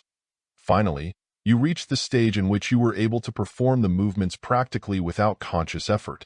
But while your ordinary consciousness is no longer involved in the habitual acquired action, your subconscious is most decidedly involved in it. The performance has been merely transferred from your ordinary conscious mental mechanism to your extraordinary subconscious mental mechanism. Your mind is as much involved in the performance when the habit is acquired as it was at the beginning, though you are not consciously aware of the fact. Your mind has not withdrawn from the task. It has merely transferred the performance from one field of its activities to another. It was formerly the fashion of philosophers to attempt to explain this well-known class of phenomena upon the theory that the acquired muscular movements became automatic, in the sense of purely mechanical. They held that the mind was no longer concerned with the muscular activities, and that the muscles had learned to perform the necessary actions involuntarily, automatically, and of themselves. But, they admitted, it could not be denied that the mind seemed to be always in the background, hovering around the task, as it were, and ready to resume its control should such necessity present itself. But certain thoughtful psychologists dissented from this crude theory, which, in fact, was no real theory at all but rather a confession of ignorance on the part of those advancing it. Lewis, an early authority, protested against the crude theory just mentioned. He said, "We are not conscious of the separate sensations which guide speech and writing. Are these processes mechanical? By no means. We know that they were laboriously learned by long tentative efforts, each of which was accompanied by distinct consciousness. To suppose that we pass from the psychical to the physical by frequent repetition would lead to the monstrous conclusion that, when a naturalist has by laborious study become so familiarized with the specific marks of an animal or plant that he can recognize at a glance a particular species, or recognize by a single character the nature of the rest, the rapidity and certainty of this judgment proves it to be a mechanical, not a mental act." He continues, "The point never to be left out of sight is that actions which are known to be preceded and accompanied by sensations do not lose their special character of sentience because they are not preceded and accompanied by that peculiar state which is specially called consciousness. When we see a man playing the piano, and at the same time talking of something far removed from the music, we say that his fingers move unconsciously, but we do not conclude that he is a musical machine. Muscular sensations and musical sensation regulate the movements of his fingers, and if he strikes a false note, or if one of the notes jangles, he is instantly aware of the fact that a particular group of sensations, such as musical tones, will set going a particular group of muscular movements without the intervention of any conscious effort is not more to be interpreted on purely mechanical principles than that a certain phrase will cause a storyteller to repeat a certain anecdote, or an old soldier to fight his battles o'er again. The later recognition that mind may function on planes or levels other than those of ordinary consciousness, the discovery of the plane or world of the subconscious, in short, put an end to these early controversies and gave to even the most orthodox philosopher or psychologist an avenue of escape from his previous dilemma. At the present time, it is generally accepted that practically all of our habitual muscular movements, and this means by far the greater part of our entire muscular movements, are performed by the subconscious. Not only do you walk, speak, write, operate machines and play instruments in this way, but you also dress yourself, put on your shoes and your hat, adjust your spectacles, proceed to and from your daily work, wind your clock, lock your doors, put out your cat, and perform most of your customary little tasks of life in precisely this way, i.e., largely under the direction and control of your subconscious. How often have you been wrapped in a brown study and have become practically unconscious of your surroundings, yet have walked home from your train, crossing crowded streets, dodging automobiles, escaping contact with other pedestrians, and finding yourself, at last, in front of your door with latchkey in hand? A little thought on the subject will reveal to you the startling fact that you perform the major portion of your habitual physical actions practically automatically, that is to say, by means of your subconscious. Hearing these statements of facts for the first time, you may say, "Pooh, I simply remembered how to do these things by repeated performance and did not have to use my mind about them each time. That is all there is to it." But stop a moment. Is this really all there is to it? You cannot remember just what particular shoe you put on first every morning. You cannot remember just which arm you place first in your coat every morning. You cannot remember every little motion, twist, and turn you employ in tying your necktie each time you dress. But your subconscious remembers it perfectly, and is thereby able to perform these tasks properly every day, without calling upon your conscious mentality for assistance.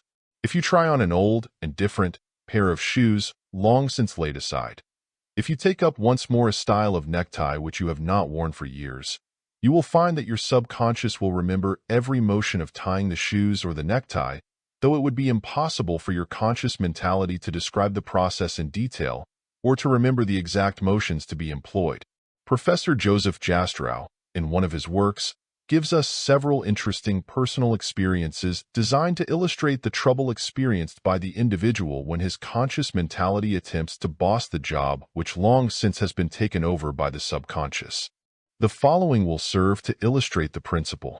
He says, "I can readily adjust a certain kind of necktie which I wear only occasionally, if I do not put my attention upon it, but let my hands follow their ingrained habits. If, however, I begin to reason which end goes over and which under, and watch my movements in the mirror, a hopeless failure is the likely issue." The following verse furnishes a humorous illustration of the same principle. Here the centipede gets along quite well with its subconscious direction of its many legs, until the playful toad suggests that the many-legged one should direct his conscious mentality to boss the job, then see what happens. The centipede was happy quite, until the toad, for fun, said, "Pray, which leg comes after which?" This wrought his mind to such a pitch, he lay distracted in the ditch, considering how to run. Many persons quite proficient in the performance of delicate muscular movements find it almost impossible to teach others, by words, how the work is executed. It is only when they say, "It is like this," accompanying the words with the actual physical demonstration, that the desired instruction is imparted. The instructor in any branch of manual work, the dancing master, the teacher of skating, shooting, billiards, etc., can hope to teach his pupil to catch the movement only by imitation. He must lead his pupil to imitate the teacher's movements until he has made them his own, i.e., until his subconscious assimilates the movement and takes over its performance. It is an axiom of manual training that the pupil never really knows how to perform the manual task with proficiency until he is able to perform it along subconscious lines, although that term is not employed by the teachers and workmen. The pupil must continue to put his mind on it until he is able to have his subconscious take over the task. The skilled performance of a technical musical composition by a young woman who is conversing entertainingly with the young man who is turning the sheets of her music, and who possibly is also engaged at the same time in a roguish eye flirtation with the admiring youth, demonstrates forcibly the fact that the subconscious of the young woman is on the job so far as the musical performance is concerned. The subconscious of the experienced hostess, who is able to converse brilliantly with her guests at the dinner table, while missing nothing concerning the service being furnished them, and who at the same time is observing minutely the costumes of the visiting women, also is manifesting its efficiency. The same is true of the subconscious of the typist who is busily engaged in transcribing her notes, rapidly operating her machine, and yet at the same time is noting carefully the conversation of her fellow workers, or of her employer and his visitor. Examples of this kind are always at hand. You will note them now that your attention has been directed to the subject. You have but to recall the thoughts indulged in by you when you were shaving this morning. You do not remember the motions of your razor, because you were too busy thinking about something else even to note the physical movements at the time. But your subconscious was on the job, nevertheless. In fact, it shaves you every morning. This action of your subconscious is the result of that law of your mental being which makes for efficiency and utility, the instinctive urge toward obtaining the maximum of necessary muscular movement with the minimum expenditure of conscious attention. Were you compelled to exert the original degree of conscious attention in every repeated performance of a physical movement, you would not only fail to obtain proficiency, speed, ease, and general efficiency of movement, but you would also experience the same degree of mental fatigue which marked the original performance of the task. Conscious attention requires a great outlay of nervous energy, and such expenditure is fatiguing. Proficiency and efficiency in any line of work depends largely upon the ability to pass the performance of the work on to the subconscious. This, however, only after the conscious faculties have thoroughly mastered the necessary experience concerning the details of the task. Kay states the rule as follows: the more we cultivate and train any power or faculty, the more easily and rapidly does it perform its work. The less that consciousness is concerned in it, the more work does it accomplish, and the less does it suffer from fatigue. Our mental progress, then, is in the direction of our becoming unconscious, or largely unconscious, of many of our activities. Abercrombie says, "There is a remarkable law of the system by which actions at first requiring much attention are after frequent repetition performed with a much less degree of it, or without the mind being conscious of any effort. This is exemplified in various processes of daily occurrence, as reading or writing, but most remarkably in music. But here we must call your attention to an important point, and to indicate a source of danger. Just as a manager of a large establishment would be seriously handicapped were he to be deprived of his helpers and forced to perform all the details of the work himself, so, likewise, the work of the establishment would be seriously affected were the manager to fail to maintain a supervision over his subordinate workers. This is just as true in the case of the mind as in that of the establishment to which we have just referred. The subconscious is just as apt to pick up bad habits and methods as good ones, and it also easily tends to fall into bad habits of making shortcuts of doubtful value, or to adopt slouchy methods of operation. The conscious mentality, while not attempting to perform the detail work which is far better and more efficiently performed by the subconscious, should, nevertheless, always maintain a vigilant supervision of the results and output of the mental establishment. It should continue to examine the output and to pass upon the results, and if these be faulty or unsatisfactory, it should insist upon an improvement and a correction of the erroneous methods and processes. It should allow the subconscious to perform the detail work without meddlesome interference, but, at the same time, it should hold the subconscious responsible for the efficient performance of the tasks committed to its care. The work of educating the subconscious in this matter, or of correcting it when needed, is based upon certain quite well-defined principles which we shall now present to you. These principles should be carefully considered by you, and their main points committed to memory, for they are very useful and necessary. Strange to say, while all persons continually employ the subconscious in their everyday work, very few are acquainted with the principles involved in the education and correction of its faculties and powers, notwithstanding that these principles are very simple and are easily employed. The scientific method is far preferable to the hit-or-miss or higgledy-piggledy methods usually employed. Now on to educating and directing the subconscious. 1. Begin with concentrated attention. This rule is based upon the fact that the more the conscious attention is given to a new physical movement or operation at the start, and during the early stages of its acquirement, the more readily and more thoroughly does the subconscious acquire the knack of performing that movement or operation after it has been transmitted to it. The degree of conscious attention given to the task in the first place determines the degree of the impression made upon the subconscious. And the greater the degree of such impression, the more effective will be the subsequent performance of the task by the subconscious after it has taken over the matter.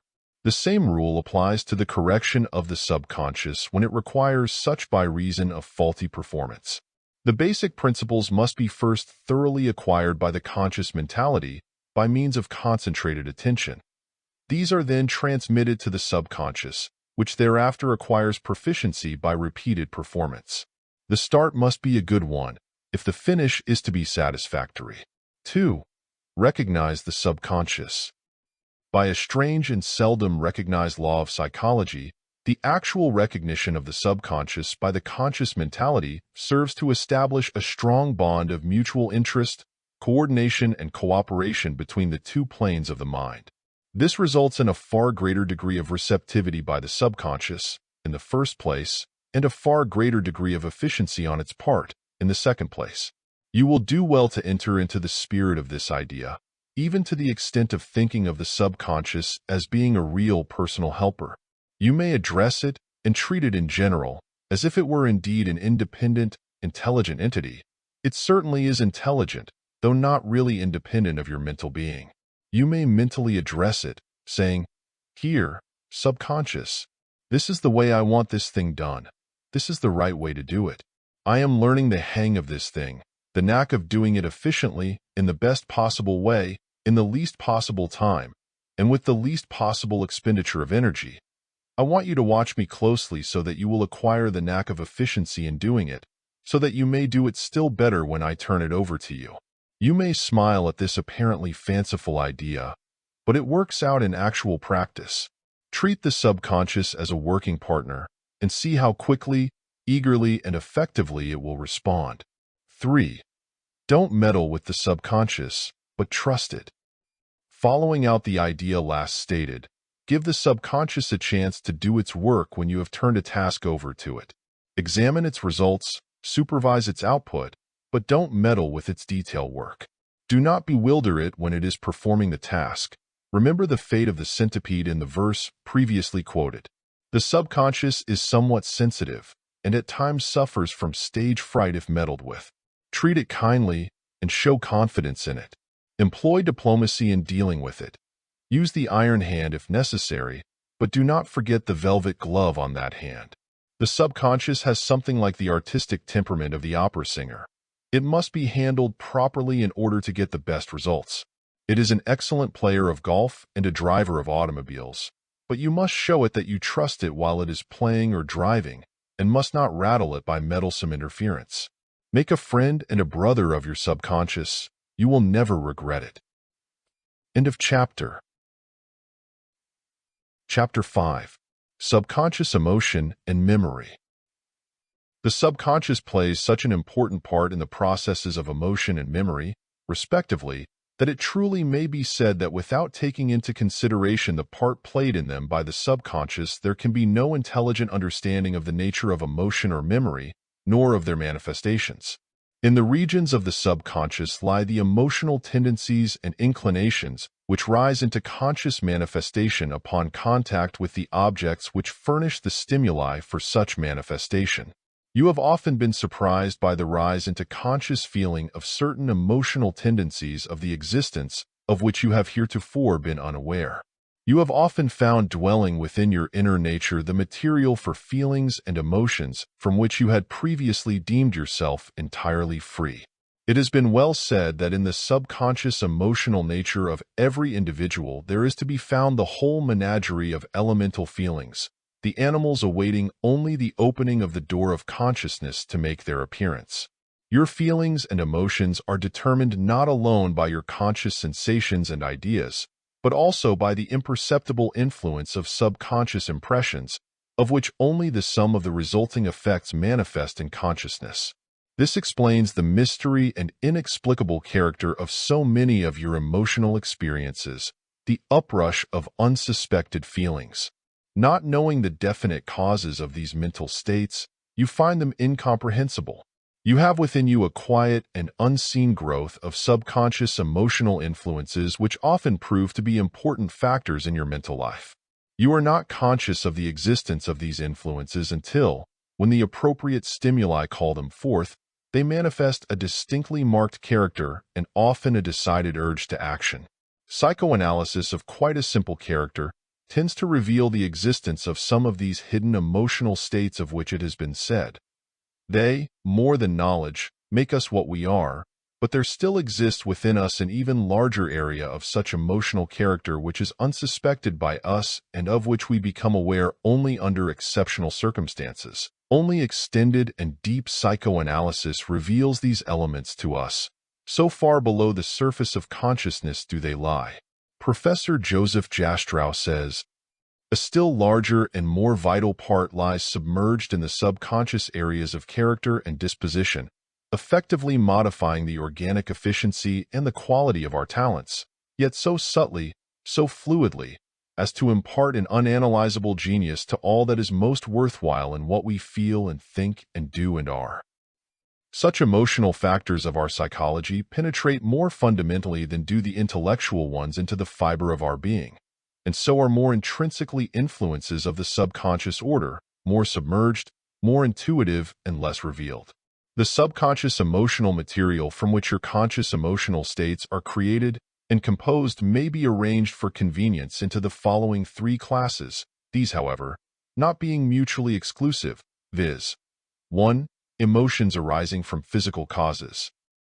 This class of subconscious emotional material arises from physical conditions themselves unperceived by conscious sensation, but which manifest in subconscious emotional states which gradually rise to the plane of consciousness. In this class are included your moods which arise without any relation to your actual experiences with the outside world. You are not conscious of what is going on in your internal physical organism, except in cases of marked abnormal conditions. But your subconscious is aware of these physical conditions and frequently reflects them in the form of emotional states. Far more soul experiences arise from reflected physical conditions than we usually realize or are willing to concede. One's romantic melancholy is very frequently the direct result of an inactive liver reflected in the subconscious emotional states, or, perhaps, from subconscious sexual activities or processes. 2. Combinations of minute emotional material. This class of emotional material consists of the scattered elements of personal experience, each of which is too weak or unimportant to manifest as emotion, but which, combined and fused by the subconscious, thereafter tend to rise to the conscious levels of the mind. You are constantly receiving such emotional material of which you are not conscious at the time. Emotional experiences must be of a certain magnitude or intensity in order to rise to the plane of consciousness. As Lewis says, many impressions are either so faint in themselves or so familiar, so submerged in stronger impressions, or so incapable of exciting trains of reflex feeling in the preoccupied mind, that we are neither conscious of them when present, nor capable of remembering them afterward. And, as Ribot says, a certain amount of time is necessary for an impression to be perceived, and an essential condition of consciousness is wanting when the duration of the nervous process falls below the minimum. But, although not recognized in consciousness, many of such emotional impressions tend to unite and to become fused together in the subconscious, and thus acquire such strength as to cause disturbances on the conscious surface of the mind. As Holmes says, they never emerge into consciousness, but yet make their influence felt among the perceptible mental currents, just as the unseen planets sway the movements of those that are watched and mapped by the astronomer. At other times, these fused impressions of the subconscious will acquire such vigor that they will cause a veritable upheaval on the conscious plane. They will fairly explode into consciousness in a way startling to the individual who previously was not at all aware that he felt just that way about such things. 3. Emotions of racial memory. This class of emotional material consists of race experiences transmitted by heredity through racial memory or instinct, which rise into consciousness when the appropriate stimuli present themselves. Most of your most fundamental and elemental emotions have come to you in this way, i.e., through racial memory of the past experiences of the race, reaching you as instinctive feeling.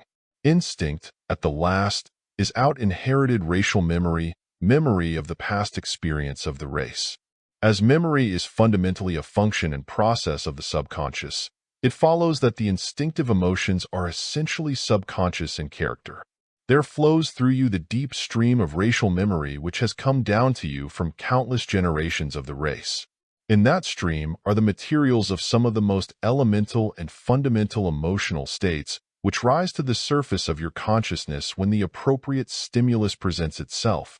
The experiences of your long line of ancestors have been impressed upon that racial memory. That memory has been transmitted to you and forms a portion of your subconscious mental records. But do not let this thought disturb you. Do not share the popular false conception of heredity as a bugaboo. As Burbank has said, heredity means much. But what is heredity? Not some hideous ancestral specter, forever crossing the path of a human being. Heredity is merely the sum of all the effects of all the environments of all past generations on the responsive, ever-moving life forces. Heredity is merely racial memory, and is no more to be feared than is your own individual memory. All of the three above-stated classes of subconscious emotional states, together with their countless variations and combinations, dwell below the levels of consciousness, on the great planes of the subconscious, except at such times when they are called into conscious activity, when they spring from the depths, just the flying fish raising itself into the air from the body of deep water which is its home. If asked in what form they abide in the subconscious, or just where they rest, the only answer is that they abide there in the same general form, and rest in the same general region, as does the subconscious memory of the actions of the fingers of the skilled musician, or the subconscious memories of the many things which you have experienced but of which you are not conscious at the present moment, though the recollection of these will take place when you demand it.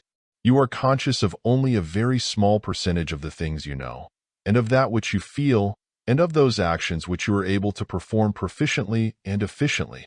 By far the greater part of these mental states or conditions, or whatever you may choose to call them, lies beneath the levels of consciousness, in the deep regions of the subconscious, in the depths of that great mental ocean of your being of which your ordinary consciousness is merely the surface. You will do well to cease thinking of these planes of mentality as places in space. Think of them rather as states of mind. Now let's discuss the subconscious and the memory of all of the offices and processes of the subconscious. That phase concerned with memory is perhaps the most characteristic.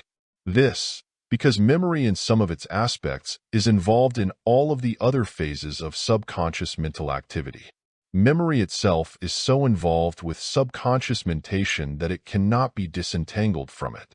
Without the processes of memory, none of the other manifestations of subconscious activity would be possible.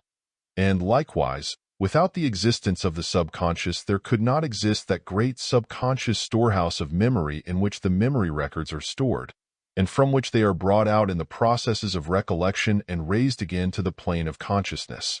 Memory, in its most general meaning, is the conscious revival of past mental experiences. It follows logically that the experience, in order to be afterward remembered, i.e. recalled into consciousness, must in the meantime be impressed and stored away in some region of the mind. That such region of the mind is not that of the ordinary consciousness we know by personal experience. We know that by effort we raise these impressions from somewhere up to the plane of consciousness. That somewhere is the realm of the subconscious, that part of the region of the subconscious which is called the storehouse of memory. Halleck says, "It has often been asked, where are the images of memory when they are not present in consciousness? We see a man one day, but do not think of him again for a month. We can then call up a distinct image of him. Where was the image of the man during the month?" The theory is that the full-fledged idea is in the mind, but slumbering below the stream of consciousness, just as a person is alive when sound asleep, without being aware of the fact.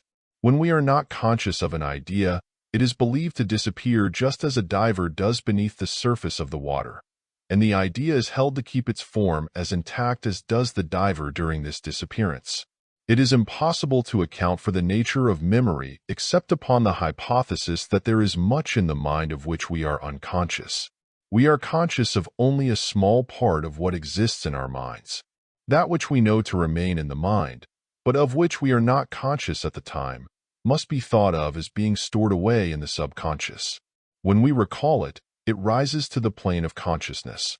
At all other times, it is below the level of consciousness. Likewise, we could not recognize a past experience as such when it is recalled in some way, unless at least some trace of it had continued in existence in the mind. Many leading psychologists, in fact, have held that an impression once made upon the record sheets of the subconscious always remains there, even though it may never again be called into the conscious field of attention.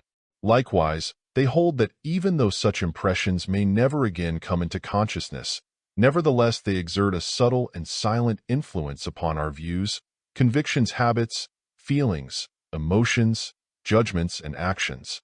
The Freudian school lays great stress upon this fact, and its method of psychoanalysis is directed largely to the work of digging out these submerged memories of past experiences which have been disturbing the emotional balance. Morel says, "Every single effort of mind is a creation which can never go back again into non-entity. It may slumber in the depths of forgetfulness as light and heat slumber in the coal seams. But there it is, ready at the bidding of some appropriate stimulus to come out of the darkness into the light of consciousness." Hollander says, "We may forget objects and events, that is to say, we may dismiss them from our consciousness, but they are stored up in our subconsciousness to the end of our days." Says another writer, "Our mental impressions may never again come up before consciousness, but they nevertheless remain in that vast ultra-conscious region of the mind, subconsciously or unconsciously molding and fashioning our subsequent thought and actions." Fever patients have been known to converse in the language of the country in which their early childhood has been spent, though they had apparently entirely forgotten that tongue. Several typical cases of this kind are recorded in the textbooks in which patients in delirium have recited long passages, sometimes entire chapters, from books in foreign languages which they did not understand in their normal condition, but which books had been read from in their presence many years before.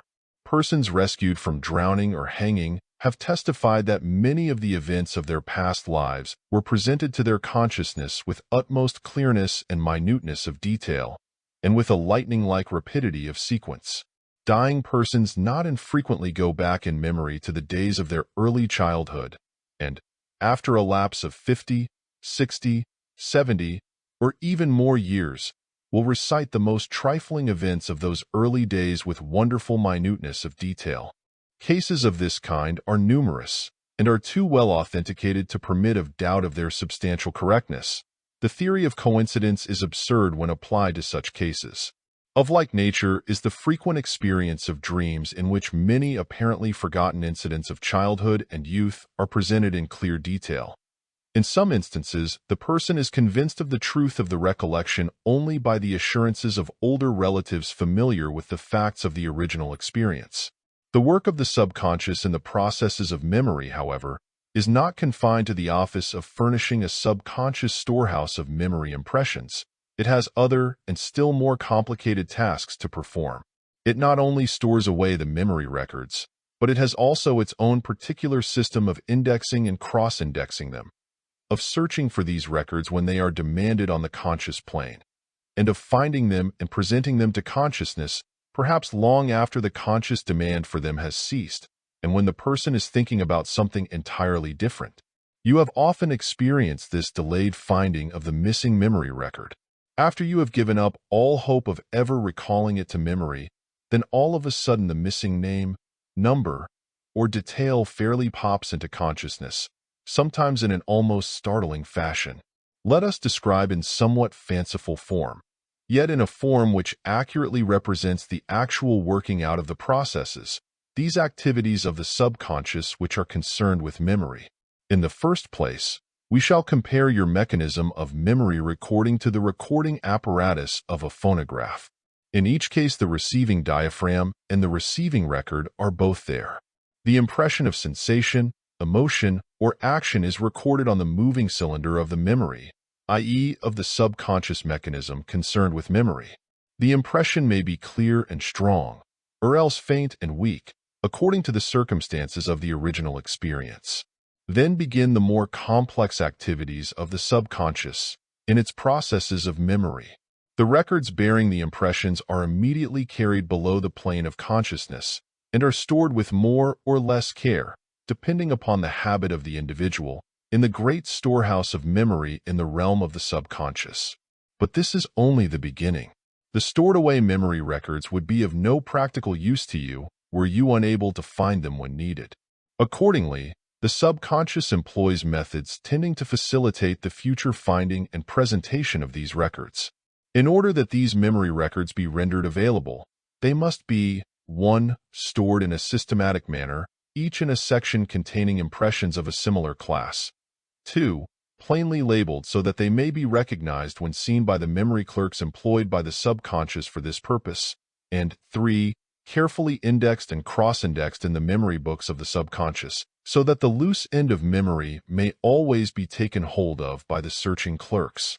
The storing away process, and particularly the indexing and cross-indexing process, constitutes the work of what we have somewhat fancifully called the clerks of the subconscious. In fact, indeed, they certainly act like real clerks instead of mere processes. There is a great difference in the degree of proficiency of these memory clerks, particularly in the case of the indexers and cross-indexers. This difference depends largely upon the memory training of the individual. Some persons have their memory records so closely cross-indexed that if they cannot find the missing record at once by means of the direct index, they set the memory clerks to work discovering the cross-indexed references to it, and in a short time the record is found and passed on to the other helpers who then raise it to the plane of consciousness, where it is placed on the reproducing phonograph of memory and caused to repeat the original impression.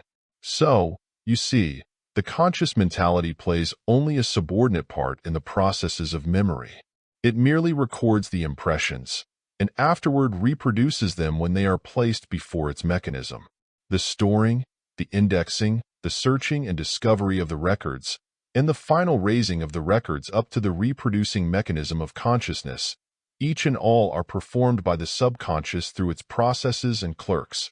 In fact, through the study of the processes of memory you will gain a much more comprehensive and much more practical idea of the nature of the subconscious and of its methods of work than is possible through the study of any other one class of its activities and phenomena.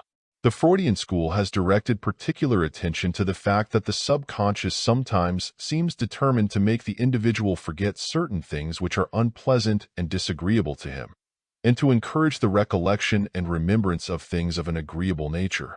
The many works written by Freud and his followers give many, and often quite amusing, instances of this particular trait of the subconscious.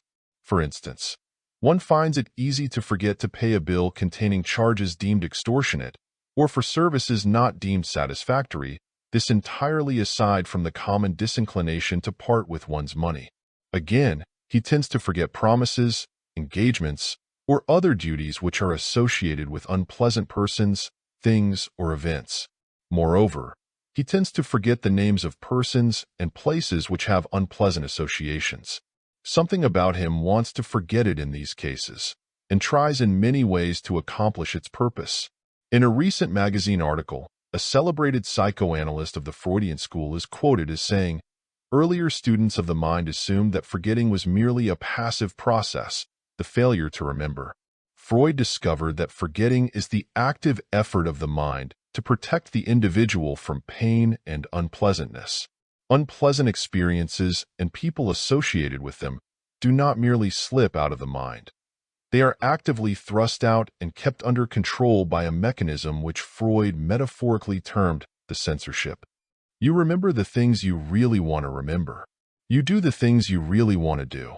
You recall the people you really like and want to recall. You will discover that the things or the people you forget or lose are associated with something unpleasant and have been automatically relegated by the censor into the limbo of the unconscious. Thus, psychoanalysis adds to the troubles of the husband who seeks to explain to a Freud-perfect wife how he came to forget to mail those letters to her relatives, and to those of the lover of a Freud-perfect sweetheart who tries to account for the fact that he happened to forget the date of his first meeting with her, or that he overlooked some little thing she had asked him to do for her. Freud has contributed to the list of the little things which serve to make modern life so complex, particularly for the male of the species. End of chapter. Chapter 6. Subconscious Psychoanalysis. The term psychoanalysis, now so frequently employed, is of quite recent origin. It was originally used by Professor Sigmund Freud of Vienna to designate a system of psychotherapy devised and developed by himself, and which has since attracted a large following and secured a marked degree of public attention and interest. The method was originally designed and employed for the purpose of the treatment and cure of the borderline of mental diseases such as hysteria, neurasthenia, certain forms of neurosis, etc., but its principle since has been extended much further. The term psychoanalysis is now frequently employed to indicate certain methods of analyzing, synthesizing, and re-educating the unconscious or subconscious apart from pathological conditions. A standard reference work says, psychoanalysis is a method of psychological investigation designed for the purpose of discovering and exploring the unconscious psychic forces which are at the basis of normal and abnormal psychic manifestations.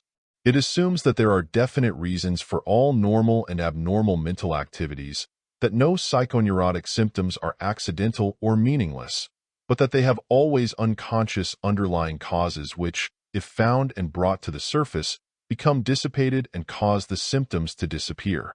With this assumption, Professor Freud evolved his theory of repression, which is the main pillar upon which rests the edifice of psychoanalysis. In brief, this theory states that the psychoneurotic symptom depends upon past emotional experiences of a painful or disagreeable nature which were forgotten or repressed into a mental field called the unconscious. The aim of psychoanalysis is to bring back into the field of conscious memory all the repressed unbearable ideas, to show the patient the connection between them and the symptoms, thus removing the latter. Dr. Wilfred Ley, an interesting and instructive writer on the subject of psychoanalysis, says, the name given by Freud himself to the science is psychoanalysis, spelled also psychanalysis, or the analysis of the psyche.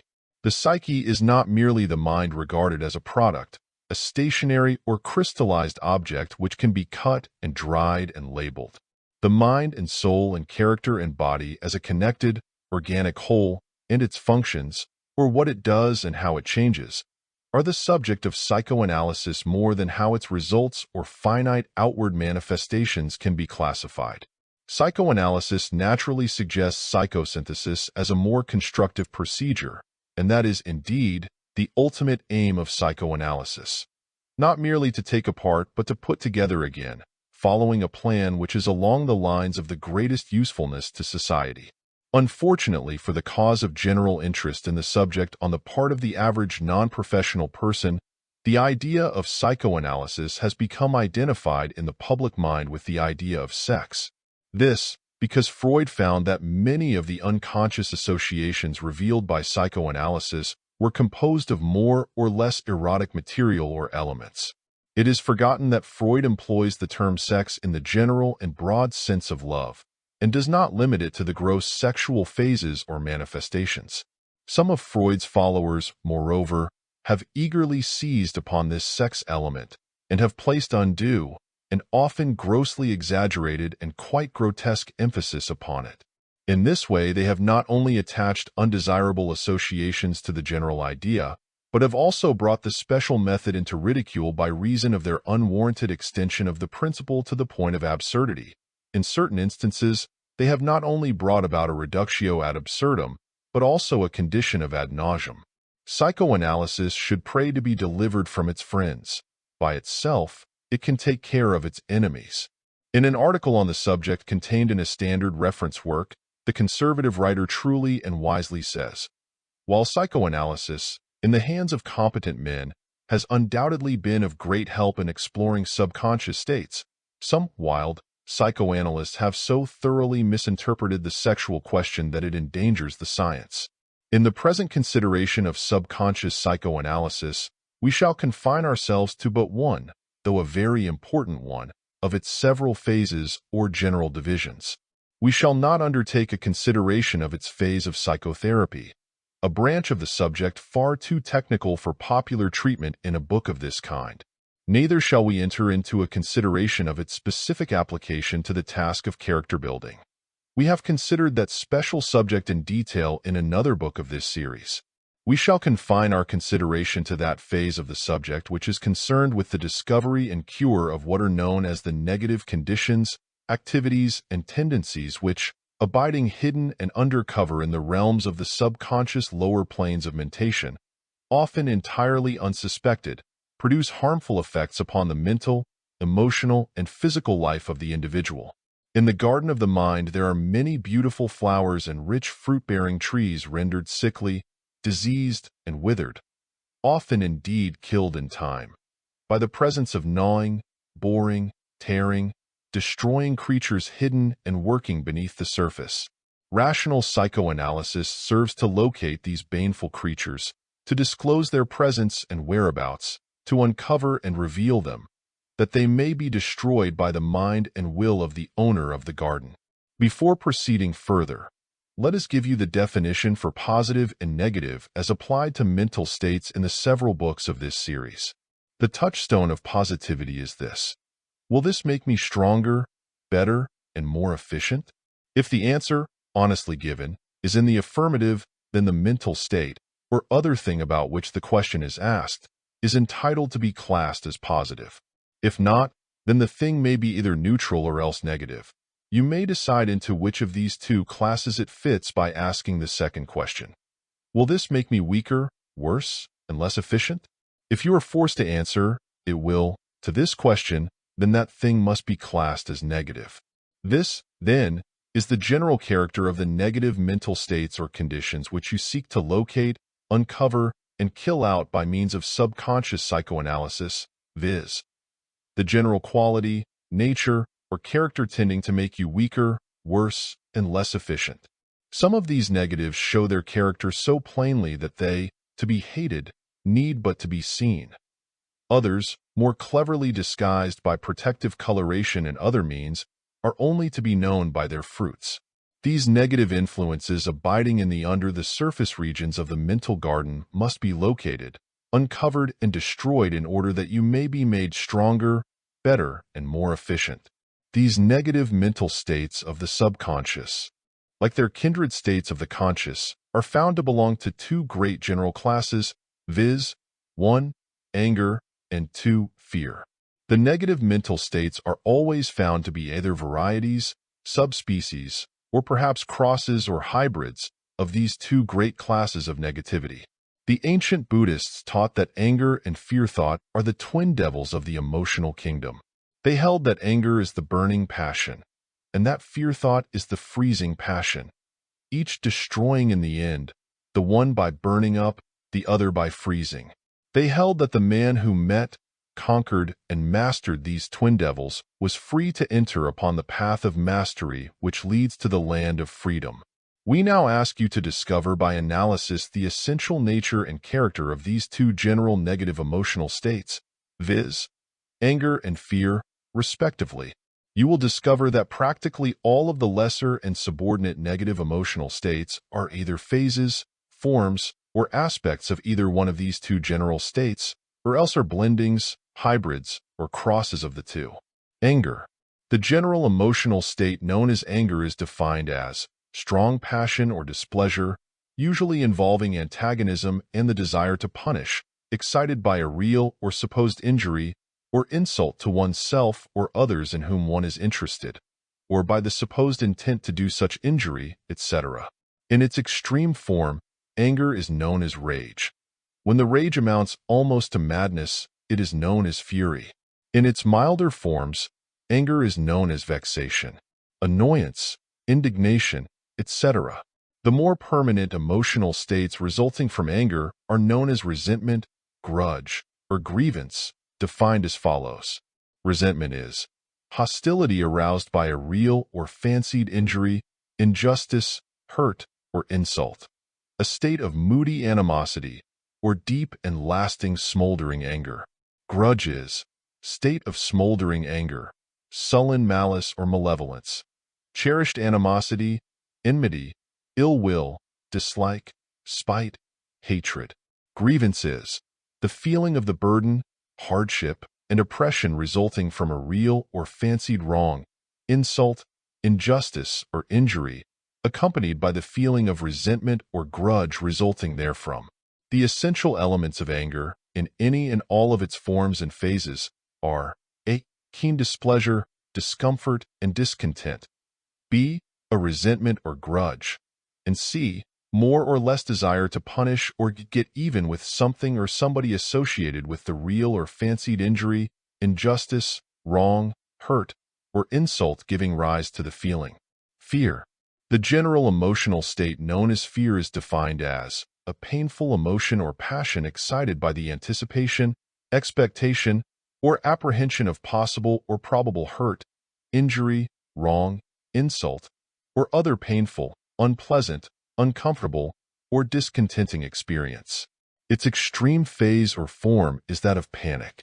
Next in decreasing order is the form of terror, then that of dread.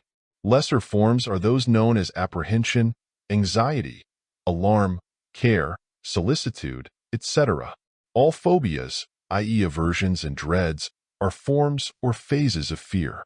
Blendings, hybrids, and crosses.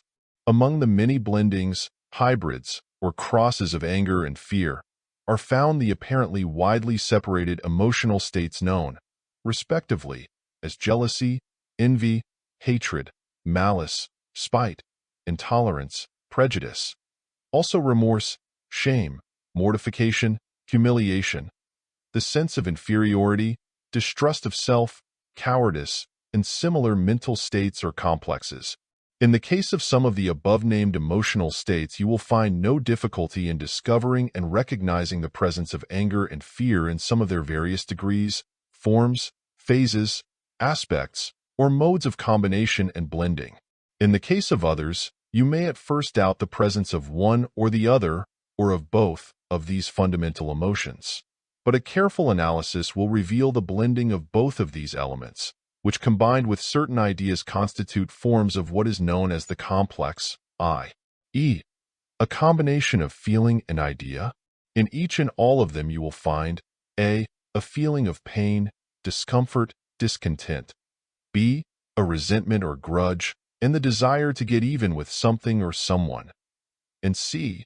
a desire to escape from, avoid, or get rid of something which is painful, unpleasant, uncomfortable, or discontenting, either present or regarded as a possible or probable event or happening.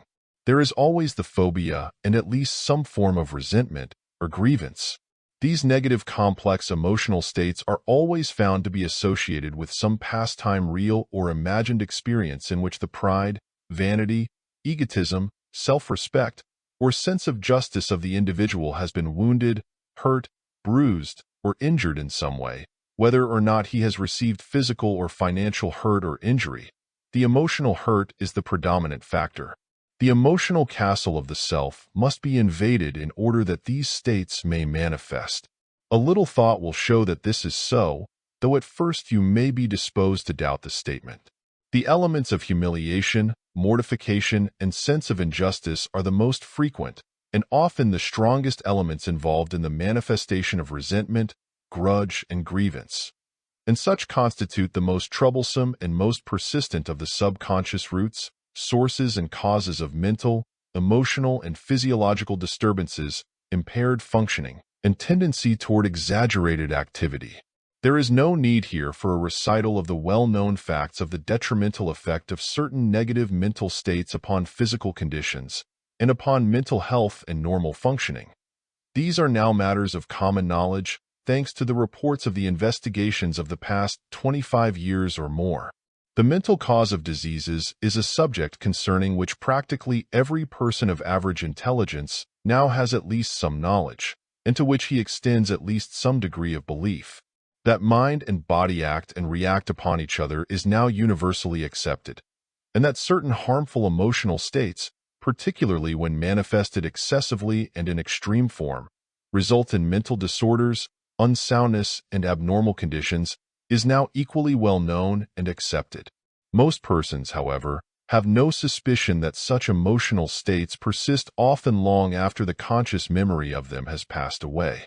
The individual, though he realizes that the evil they do lives after them, does not imagine that their evil qualities which are interred with their bones continue to manifest their baneful tendencies beneath the surface of the conscious mentality, and that they have really been buried alive, and that long after they have been forgotten by the consciousness they are alive and busily at work gnawing, boring, and cutting at the roots of the plants in our mental garden. Such, alas, is the case. Freud and his school of psychoanalysis have paid especial attention to this fact, and have sought for and devised efficient methods whereby these subconscious moles, gophers, worms, and other underground destroyers may be located, uncovered, and destroyed. This, indeed, is one of the chief offices and purposes of psychoanalysis. Referring to the descriptive statement concerning psychoanalysis given at the beginning of the present section of this book, we ask you to consider once more the following fact. Psychoanalysis is a method of psychological investigation designed for the purpose of discovering and exploring the unconscious psychic forces which are at the basis of normal and abnormal psychic manifestations. It assumes that there are definite reasons for all normal and abnormal mental activities, that no psychoneurotic symptoms are accidental or meaningless, but that they have always unconscious underlying causes which, if found and brought to the surface, become dissipated and cause the symptoms to disappear. The aim of psychoanalysis is to bring back into the field of conscious memory all the repressed unbearable ideas, to show the patient the connection between them and the symptoms, thus removing the latter. This being understood and remembered, let us now proceed to consider why and how these unbearable ideas become repressed, and how they may be discovered and brought to the surface by psychoanalysis. In the first place, you are asked to realize that every human being has experienced many instances of pain, discomfort, and discontent of quite a marked, intense, and poignant, i.e. piercing, sharp, pricking, character. This is particularly true in the stages of infancy, childhood, youth, adolescence, in which such experiences frequently take on an exaggerated character. The developing emotional nature of the infant or young child, the child under 5 years of age, sometimes undergoes emotional bruises and hurts which, though apparently forgotten, frequently leave effects which persist during the entire afterlife of the individual. The same is true of the young boy or girl up to and including the stage of adolescence. Many of the most persistent and annoying underground gnawers are those which have been placed in the subconscious mind during the years of adolescence, youth, early childhood, and even in infancy. This fact has been well established by psychoanalysis. These unpleasant, uncomfortable, and discontenting experiences are not in themselves the underground pests. It is rather the emotional effects resulting from them that constitute the evil mental forces in question. The reaction of them, rather than the original action, is the chief cause of the trouble. For instance, the emotional nature of the child or young person undergoing such an experience tends to react in the form or phase of anger or fear, in some of their degrees, variations, or blendings. The hurt or bruise of the painful, uncomfortable, or discontenting experience. The affront, rebuke, insult, humiliation, mortification, wounded pride, frustrated purpose, imposition of the will of another person, defeated desire, injustice, tyranny, oppression, failure, or whatever it may be, tends to arouse anger, keen displeasure, resentment, and more or less desire to punish or get even with, or else fear, i.e. the painful apprehension or expectation of evil, accompanied by the desire to escape the feared experience, often both anger and fear.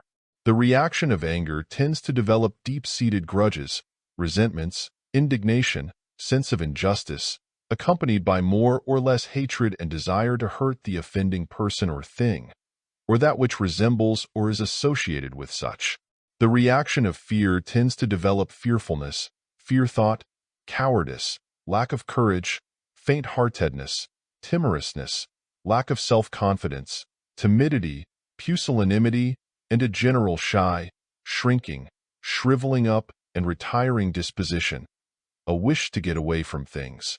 The reaction of anger is extroversive, i.e. in the direction of going out toward, or flying off to, something outside, in order to grapple with, fight, combat, struggle with, defeat, or destroy it. The reaction of fear is introversive, i.e. in the direction of shrinking back from, getting away from, retiring from outside things. The normal person manifests a balanced position between these two extremes. When an abnormal tendency in either direction is experienced, there is found to be operative some lurking painful memory now manifesting its hidden presence and action in the realms of the subconscious. The dead hand of past experience is seeking to exhibit its power over the experiences of the present. Many of us are more or less affected, influenced, and determined by the effects of such past experiences. We either harbor subconscious grudges, resentments, hatreds, malice, or other forms or phases of anger, or else the subconscious dreads, terrors, and aversions of fear, or combinations of both. These, be it noted, are not usually recognized in our conscious memory. The memory of the original causative experience has entirely passed out of consciousness. It is buried in the oblivion of apparent forgetfulness, as we shall presently see. The subconscious actually takes great trouble to bury, conceal, suppress, and cover up the memory impression, so as to make recollection of it difficult, but like a festering sore, the repressed memory abides on the subconscious realms, poisoning the entire system. Many of us have concealed cancerous, malignant sores of this kind in our subconscious mental being. But why does the subconscious strive to suppress and cover up these old memories? You may ask. The answer expresses one of the original discoveries of psychoanalysis. It is quite simple when you have it presented to you, but you would not be likely to stumble upon it otherwise. The answer, briefly stated, is this. The subconscious strives to suppress, repress, bury, hide, and cover up memories of this kind, for the reason that it is its nature to avoid pain, discomfort, and discontent. These memories being painful, uncomfortable, and discontenting, the subconscious strives to hide them, conceal them, cover them up, just as in all nature living animals and plants proceed instinctively to hide and cover up their wounds and hurt places. It is an instinctive protective action of nature. Sometimes the subconscious performs this work by overlaying the painful memory with those of a different nature. Again, it blends and mixes with it pleasant elements of other experiences, grafts new parts on it, as it were, so that finally the painful elements are lost to conscious memory and recollection. Psychoanalysis reveals many interesting cases of this kind, in which an originally painful memory has been so overlaid, or so grafted upon, with new material that the unpleasant elements have been completely obscured. This would be wonderfully beneficial were it not for the fact that, alas, the roots of the trouble remain, only the above-ground portions being removed. Or, to employ another figure, the sore has been merely covered up, though uncured and still manifesting its evil activities beneath the covering. Psychoanalysis searches for the roots, and then destroys them, or it seeks to cure the cause, not merely to remove the symptoms. The pages of the reports of psychoanalysis are filled with definite reports of cases in which present troubles have been traced back to painful past experiences, particularly to experiences in which the individual in his younger days was subjected to humiliation, degradation, abasement, mortification, shame, wounded pride or injured vanity, suggestions of his inferiority, loss of dignity or self-respect, in short, to wounds of his egoistic soul nature.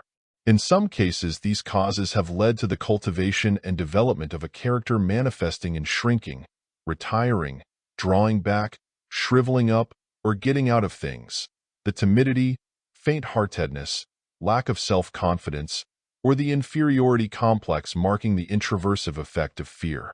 In other cases, these causes have led to the cultivation and development of the character traits of quarrelsomeness, antagonism, resentment of things in general, prejudice, suspicion, jealousy, hatred, and general truculency marking the extroversive effect of anger. Even in cases in which the phobias, fears, prejudices, resentments, and antagonisms have been of a more limited character, they have been traced back to repressed, suppressed, buried, and covered up memories of experiences of the kind we have mentioned. For instance, a woman who had a morbid horror of snakes, almost an obsession of fear concerning them, a waking nightmare regarding them, was cured entirely when by psychoanalysis there was uncovered a forgotten experience of early childhood in which she had been terribly frightened by a toy serpent. Other phobias concerned with spiders, roaches, kittens, certain flowers, etc., have been uncovered and cured in the same way. Prejudices concerning persons of certain nationalities or callings have been traced back to painful or humiliating specific experiences of childhood, a cure being then effected.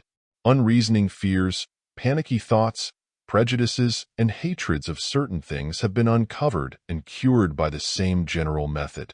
In short, the roots or sources of poisonous mental traits, tendencies, and mental attitudes have been found hidden under the surface of the conscious mentality, and the troubles have been cured by an application of these general principles. You now have two important questions pressing for answers, namely, 1. How and why are these troubles cured by discovering, uncovering, and bringing into the light of consciousness their roots or sources? 2. By what methods may these roots and hidden causes be discovered, uncovered, and brought to light? In the answers to these two questions is to be found the gist of the effective principles of psychoanalysis. To answer them fully would require the writing or reading of many books and excursions into many fields of the general science of psychology, but we shall endeavor to give you in brief, concise form the essential features of such answers. Concerning the first of the two questions, we would say that it is an old principle of psychology that if one can analyze, dissect, and classify cold-bloodedly the psychic elements involved in an emotion, then the heat, power, and energy of that emotion is dissolved, disintegrated, and dissipated. Emotions, as a rule, cannot stand a cold-blooded analysis. It chills them, often freezes them, sometimes kills them outright. Contact with the intellect tends to weaken emotion. Hence, beware of subjecting good emotions to such contact, but make it a point to subject bad emotions to it. This is a useful rule, well worth remembering. This is the first factor of this particular answer. There is more to follow, however. When the root or source of a disturbing subconscious emotional disturbance has been traced to its origin, and then uncovered and brought into the light of consciousness, it is subjected to the inspection of your intellect as now constituted, not as it was constituted at the time of the original experience. Your since-acquired worldly wisdom, your evolved sense of the true value of things, your gradually developed philosophy of life and living, all these add new factors to your intellectual inspection and judgment upon the experience. What originally seemed a tremendous and dreadful event or happening now succeeds in bringing merely a pitying smile to your face or a twinkle to your eyes. In short, you are now looking with eyes of a matured individual upon the experiences of early childhood, youth, or period of adolescence. The mental bruises, like the physical ones, of childhood, important and terrible as they seem to the young mind, are quite different things when viewed from the mental position of matured experience and the philosophy of manhood or womanhood. When the buried memory is located, uncovered, and subjected to the light of conscious inspection by the individual who has long since put away childish things, it is perceived, weighed, measured, and valued by him, just as are similar experiences which he perceives on all sides being undergone by the children and young folks of his acquaintance. He sees them for what they really are, not as the child sees them. Psychologically, the original impression is brought before his consciousness as a present happening or event, and is valued as such. And as its actual value is really slight, he realizes that it is not at all worthwhile. He is amazed at its insignificance, and he is able to smile at it before he casts it aside from him as a worthless trifle. Thereafter it has no meaning nor importance to him. Its power over him has passed away, and he is free from its effects. The smoldering embers, exposed to the air, expire in a final flash and are reduced to ashes, the dust of which is blown away by the winds.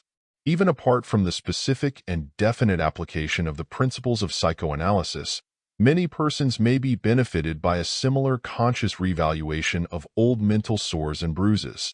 By bringing them fully into consciousness, with all their original circumstances and associations, and then weighing, measuring, and revaluing them by your present standards, in the light of your subsequently acquired experience and knowledge, you will find that they never really were nearly so great or so serious as you originally believed them to be, and you will discover that their present-day importance, significance, and value is still less. Often it is nil. Vague introspection is a morbid, unprofitable task and a bad habit, but scientific psychoanalysis of past experiences, conducted with a definite purpose and end, is useful, constructive, and meets the test of positivity. For, rightly approached and rightly conducted, it makes you stronger, better, and more efficient. In this connection, your attention should be called to that large class of cases in which the festering sore spot or the painful bruise in the subconscious memory has been caused by the feeling of shame, remorse, mortification, humiliation, inferiority, wickedness, vileness, filthiness, moral uncleanness, or reproach of conscience arising from some past experience, usually one of childhood, youth, or period of adolescence, connected with the secret desires, dreams, or cravings of, or possibly from some minor yielding, compromise, or slipping connected with the reproductive or sexual organism and its emotional manifestations and expressions. This particularly when the child or young person has been severely reproached, reviled, or punished for the happening which has been discovered by parents, teachers, or other adults, when the cry of unclean, unclean has been loudly raised and persistently repeated and recalled to mind. Those of us who have honest and efficient memories of our own days of childhood, youth, and period of adolescence know full well how frequent and common such early life experiences are. The insistent curiosity of the young child and youth and the unfolding processes of puberty and adolescence result in innumerable cases of such painful and distressing experiences, the memory of which are, too often, then buried alive in the underground regions of the subconscious, thereafter to plague and worry the mind of the adult person. The intelligent psychoanalyst, when such subconscious emotional sore spots and bruised places are uncovered by the process of psychoanalysis, proceeds to throw the light of scientific knowledge and judgment upon these unpleasant things thus unearthed. He points out to the patient the fact that there is nothing essentially evil about the reproductive organism and its manifestations and expressions in themselves, nor when their activities occur under conditions approved of by the conventions, ethics, laws, customs, and morality of the time and place, that the evil or wrong arises only when these activities occur under opposite conditions, under conditions and circumstances disapproved of or forbidden by the laws, customs, ethics, or morality of the time and place. That, in short, sexual evil and wrong consist of the abuse, misuse, and improper employment of these great natural forces, not of their existence and normal proper use and expression. He points out that, consequently, the emotional disturbances arising from the existence of this natural organism and its subconscious activities are not devilish evil, unclean, filthy, or depraved. That the person experiencing these subconscious disturbances should not regard himself or herself as soiled, polluted, or evil-minded. That the presence of this part of one's nature and the subconscious reminders of its existence do not constitute rational and proper causes for self-reproach, humiliation, mortification, shame, or remorse, and that the painful memories of past experiences of this kind and of the unpleasant results arising from their discovery, punishment, and reproaches should be dissipated, disintegrated, dissolved, and allowed to blow away on the winds of time. The idea of essential cleanness replaces the old thought of uncleanness. Thus is the curse taken off the memories.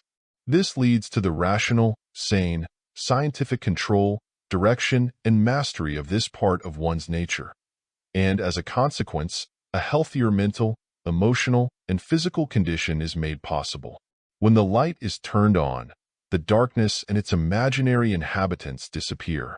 The psychoanalyst also teaches the patient the value of the principle of sublimation, i.e., the transmutation of the elemental instinctive urge into new and other channels.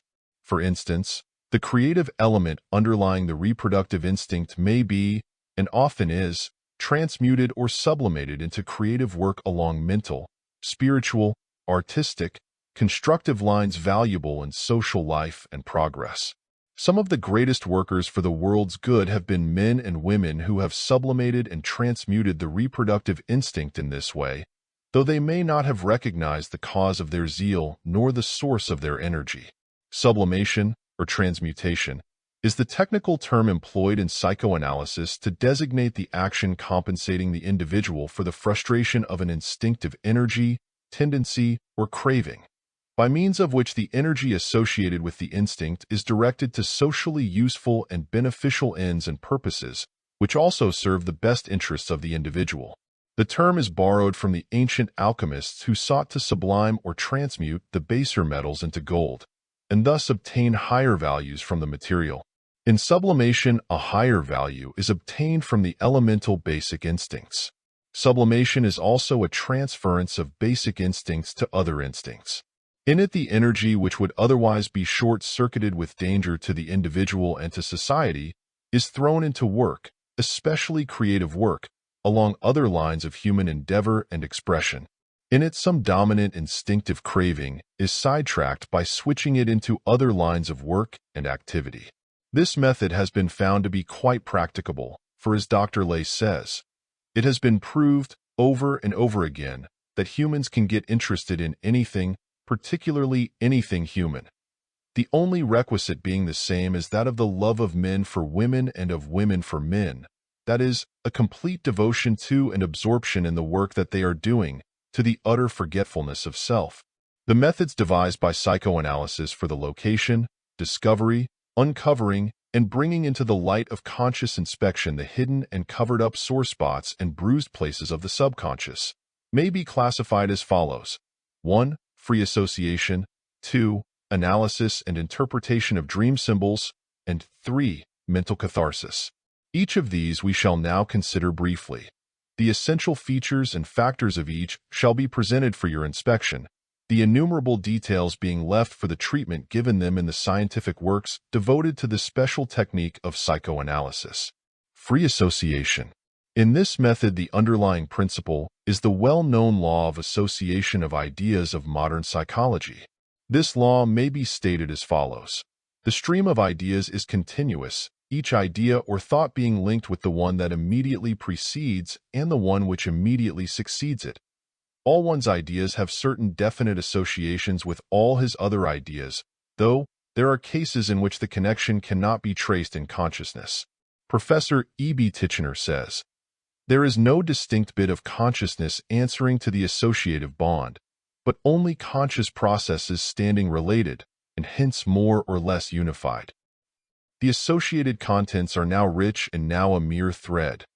The mass is now intensive and now weak, now clear and now obscure, now directed by a single element and now by the union of two or more streams of influence, now run through with pleasantness and now actively indifferent.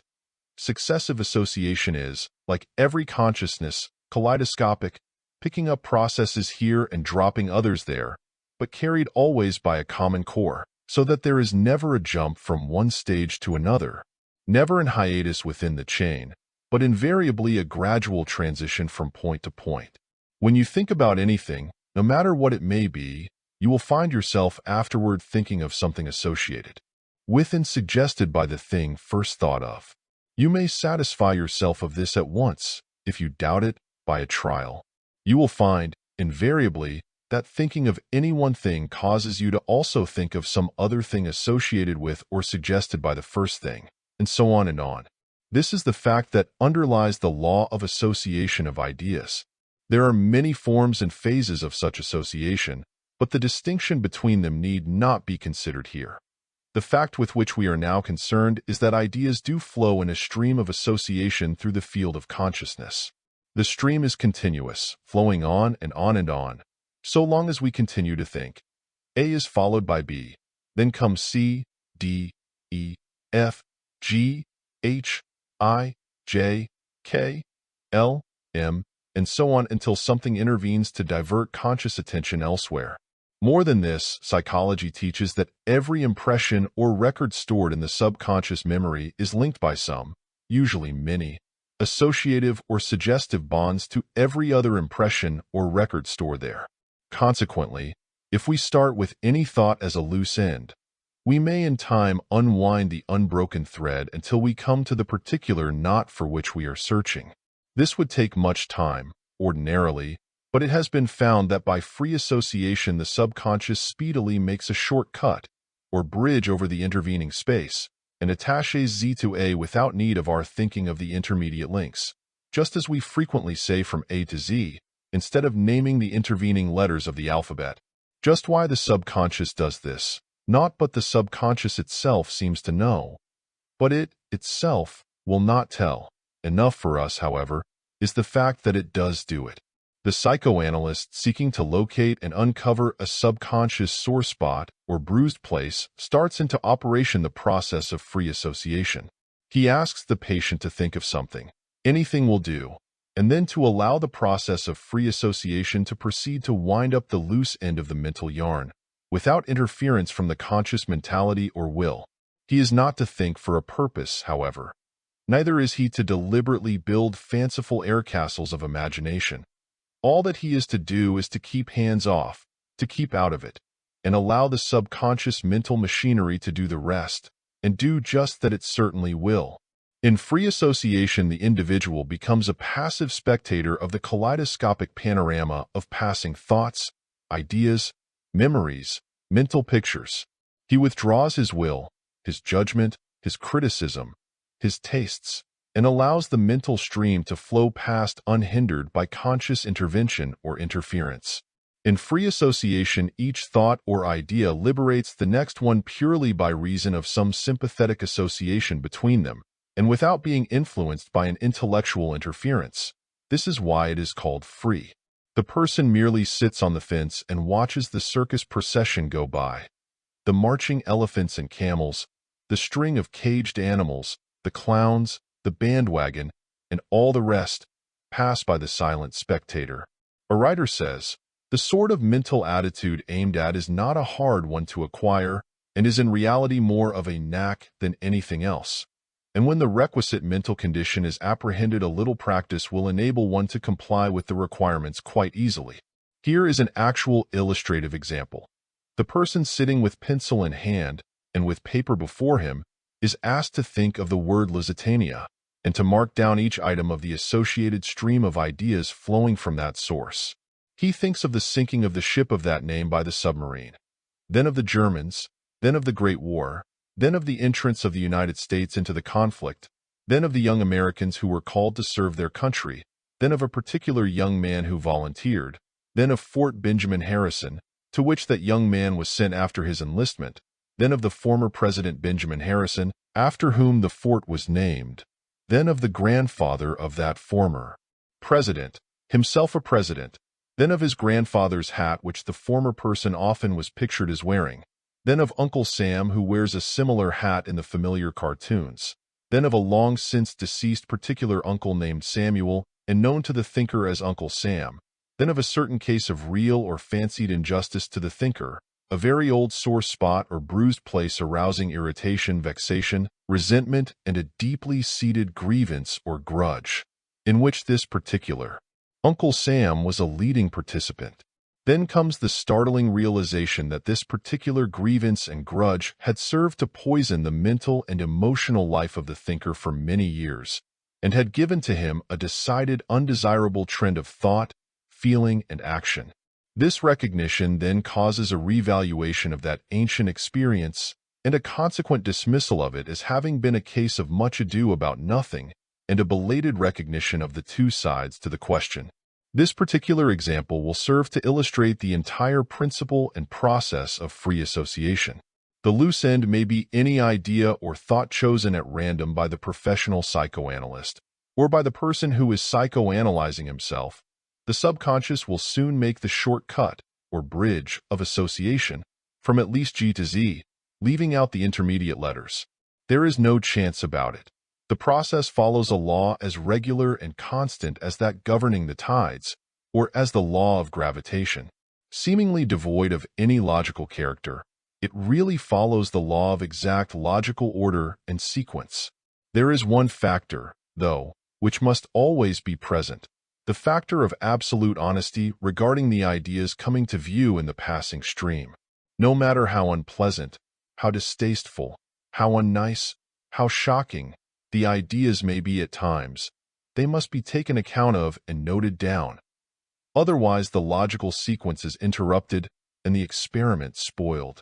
Neither should apparent nonsensicality, whimsicality, or seeming irrelevance be allowed to cause a passing idea, thought, or associative link to be overlooked or discarded.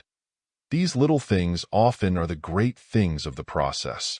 The flow must be kept free, in view of the fact that all freely flowing mental associations eventually lead clear into the very core of the subconscious thought tendencies which constitute the object of the analysis and search. Sooner or later, something unpleasant and painful is sure to be reached. Such must not be dodged. Occasional interruptions, stoppages, or breaks in the flowing stream usually denote the approaching presence of sore spots or bruised places, which the subconscious shrinks from uncovering because of the lurking fear of pain. Such interruptions or breaks indicate that there is present a sensitiveness resulting from near approach to the sores or bruises. Here should be noted an interesting and important fact, namely, when you reach the final idea or thought serving to cover up the sore or bruise, you will know it at once. Something will seem to say, "Here it is," or "This is it," and a flood of forgotten memories will burst into consciousness. You will know that your quest is finished, your analysis completed. Analysis and interpretation of dream symbols. In this method, the principle of free association is likewise employed, but with this difference, namely, that instead of choosing the loose end of thought at random, one starts from some definite element of a remembered dream, and then allows the stream of association to flow freely, as previously described. The dream is split up into its component parts, each thing, quality, and action, each element represented by a noun, adjective, adverb, or verb, being regarded as a distinct component part. These component parts are then tried out in succession, along the lines of free association, until in the separate or combined report there is revealed the location and form of the sore or bruise. The fundamental secret underlying this application of the general method of psychoanalysis may be stated as follows. Dreams are symbolic dramatizations of disturbing subconscious elements of memory. In symbolic form, they represent the repressed, suppressed, covered-up painful wish, fear, or weakness. They always have a hidden meaning which may be found and translated by means of scientific psychoanalysis. Their symbols give very effective loose ends from which to unwind the ball of hidden memory by means of free association. Sanely and intelligently employed, this method produces valuable results.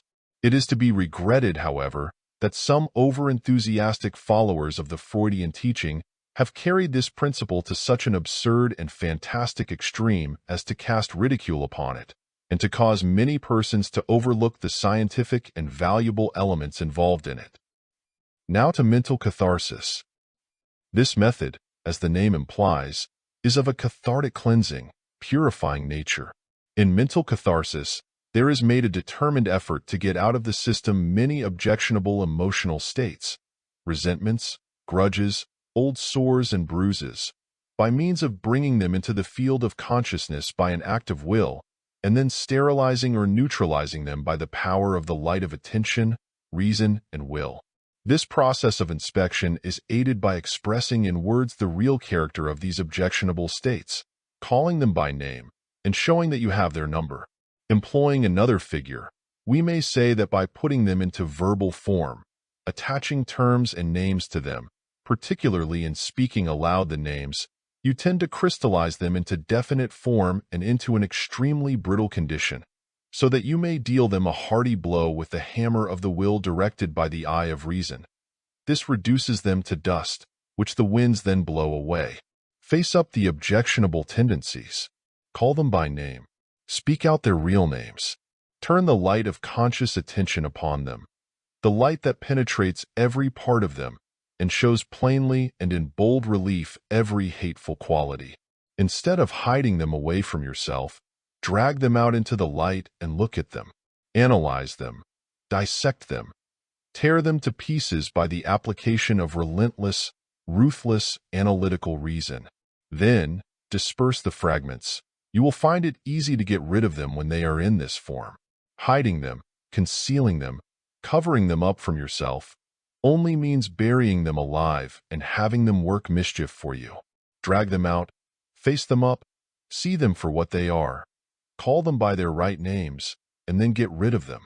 You will often find that these hidden things of the soul are really things not essentially evil or harmful, perhaps even good, in their right place and time, under the right conditions and environment, but which are bad when out of place and time, and under the wrong conditions and circumstances. Dirt, filth, refuse, garbage, and other objectionable material are usually something all right and good in the right place, but quite bad in other places. Your mind and soul is not the right place for such refuse, garbage, and dirt. Drag it out and have it hauled away to the dumping place for such things. Repression and concealment, hiding and covering up, only intensifies the evil. Drag it out into the light and air of conscious attention, and then cast it away from you. Do not try to fool yourself. You can't, for your subconscious is on the job. Cleanse, purify, and renovate your mental kingdom by means of the principle and method of mental catharsis. This is the only way. End of chapter. Chapter 7. Subconscious Thought. Many persons who have been brought to a realization of the important part played by the subconscious in the respective processes of physiological functioning, habitual physical action, emotional activity, and the mechanism of memory, and who gradually have become accustomed to the idea of attributing to the subconscious the direction and control of such processes, nevertheless are reluctant to admit that upon the planes of the subconscious there are performed also many important processes of actual reasoning, thought, logical induction, and deduction. Yet the performance of this last-mentioned class of mental activity is as truly a function of the subconscious as are the activities previously mentioned. On the planes of the subconscious are performed many of those processes of classification, analysis, synthesis, adjustment, relation, combination, etc., which are usually regarded as being performed exclusively by the conscious mentality. Jastrow says that in addition to the simpler mental processes performed by the subconscious mentality, we must note the services that subconscious processes perform in the flow of logically associated ideas, in all the complex activities incident to connected and more or less reflective thinking. Professor Elmer Gates holds that at least 90% of our mental activities are subconscious. He holds that if we analyze our mental operations, we will find that our conscious thinking is never in a continuous line, but is a series of conscious states with great intervals of unconsciousness. He bids us note that we often sit and try to solve a problem, only to fail. Then we walk around, try again, and again fail. Then, suddenly there dawns upon us an idea that leads to the solution of the problem. The subconscious processes have been at work on our behalf. Maudsley likewise holds that a close examination and analysis will reveal the fact that consciousness is concerned in but about 1/10 of our ordinary mental operations. He states that in every mental operation there are at work conscious, subconscious, and infraconscious mental energies, the last as indispensable as the first. Jastrow directs our attention to the fact that in the affairs of our mental life it becomes clear that some sort of selective process goes on. This implying that there is at command a collection of material from which the selection is made. He speculates concerning how far this selection and accumulation is the result of processes lying so far below the surface of consciousness that introspection fails to reveal them. He likewise points out that in all intellectual endeavor there exists a period of incubation, a process which is in a great part subconscious, a slow, concealed maturing through absorption of suitable pabulum. The same authority directs our attention to Schopenhauer's well-known statement concerning that unconscious rumination, that chewing over and over again of the cud of thought, preparatory to its assimilation with our mental tissue, the mental state or condition which another writer has referred to as the red glow that precedes the white heat. He holds that in such terms there is implied, first, a process of assimilation taking place with suppressed consciousness. Second, that the larger part of the influences that in the end determine our mental growth may be effective without direct exposure to the searching light of conscious life. There is a wealth of illustrative examples supporting Schopenhauer's theory of the operation of an unconscious rumination in which the cud of thought is chewed by the subconscious. Many of these examples have been furnished to us by the voluntary statements of eminent and careful thinkers concerning their own personal experiences. So typical are many of these experiences that they need but to be recited in order to awaken recollections of similar experiences on the part of the readers or hearers. We ask you to consider the following several relations of experiences of this kind, culled from the often somewhat extended statements appearing in the writings of the persons referred to, or expressed in conversations with their intimate friends. Von Hartmann testified to the unconscious rumination following the reading of books presenting conflicting points of view.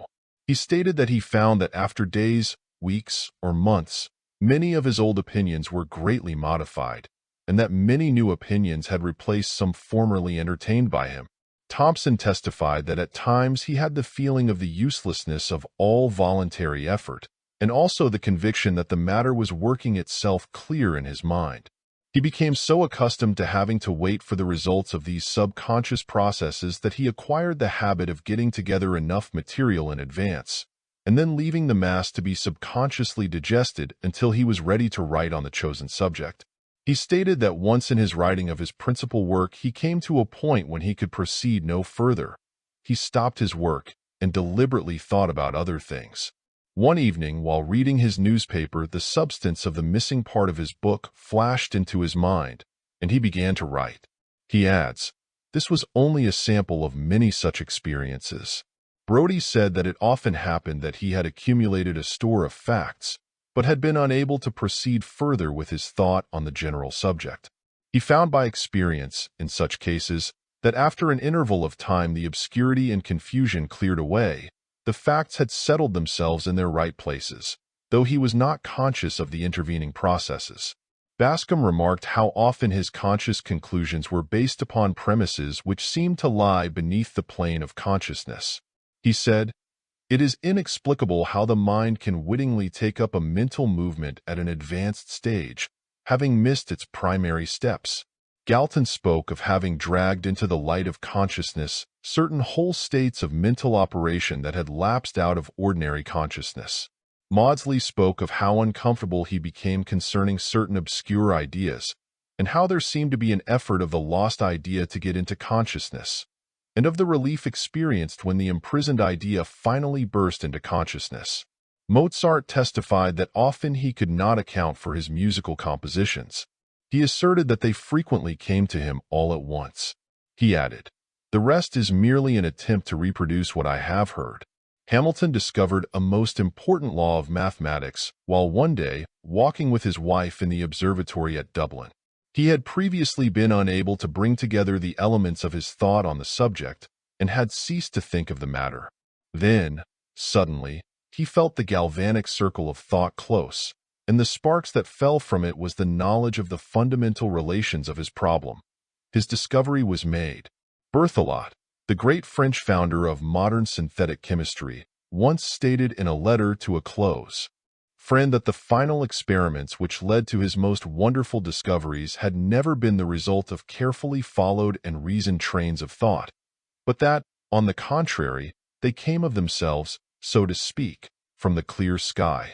Mozart was playing billiards one day, when all of a sudden there flashed into his consciousness the aria of the quartet of the magic flute. Fortunately for himself, and for the world, he had his notebook with him, and dropping his cue, he recorded the notes which had come to him in this wonderful way. A writer relates that an inventor who had been working, without success, upon the problem of properly constructing a prism for a binocular microscope, one day relaxed sufficiently to become absorbed in an interesting novel, when, lo, he suddenly conceived the elusive idea and solved his perplexing problem. Kekulé relates that he suddenly saw the atoms dancing about in midair, in conformity with his evolving theory of atomic grouping, while he was riding on a London bus one day with no conscious thought upon the matter of his theory.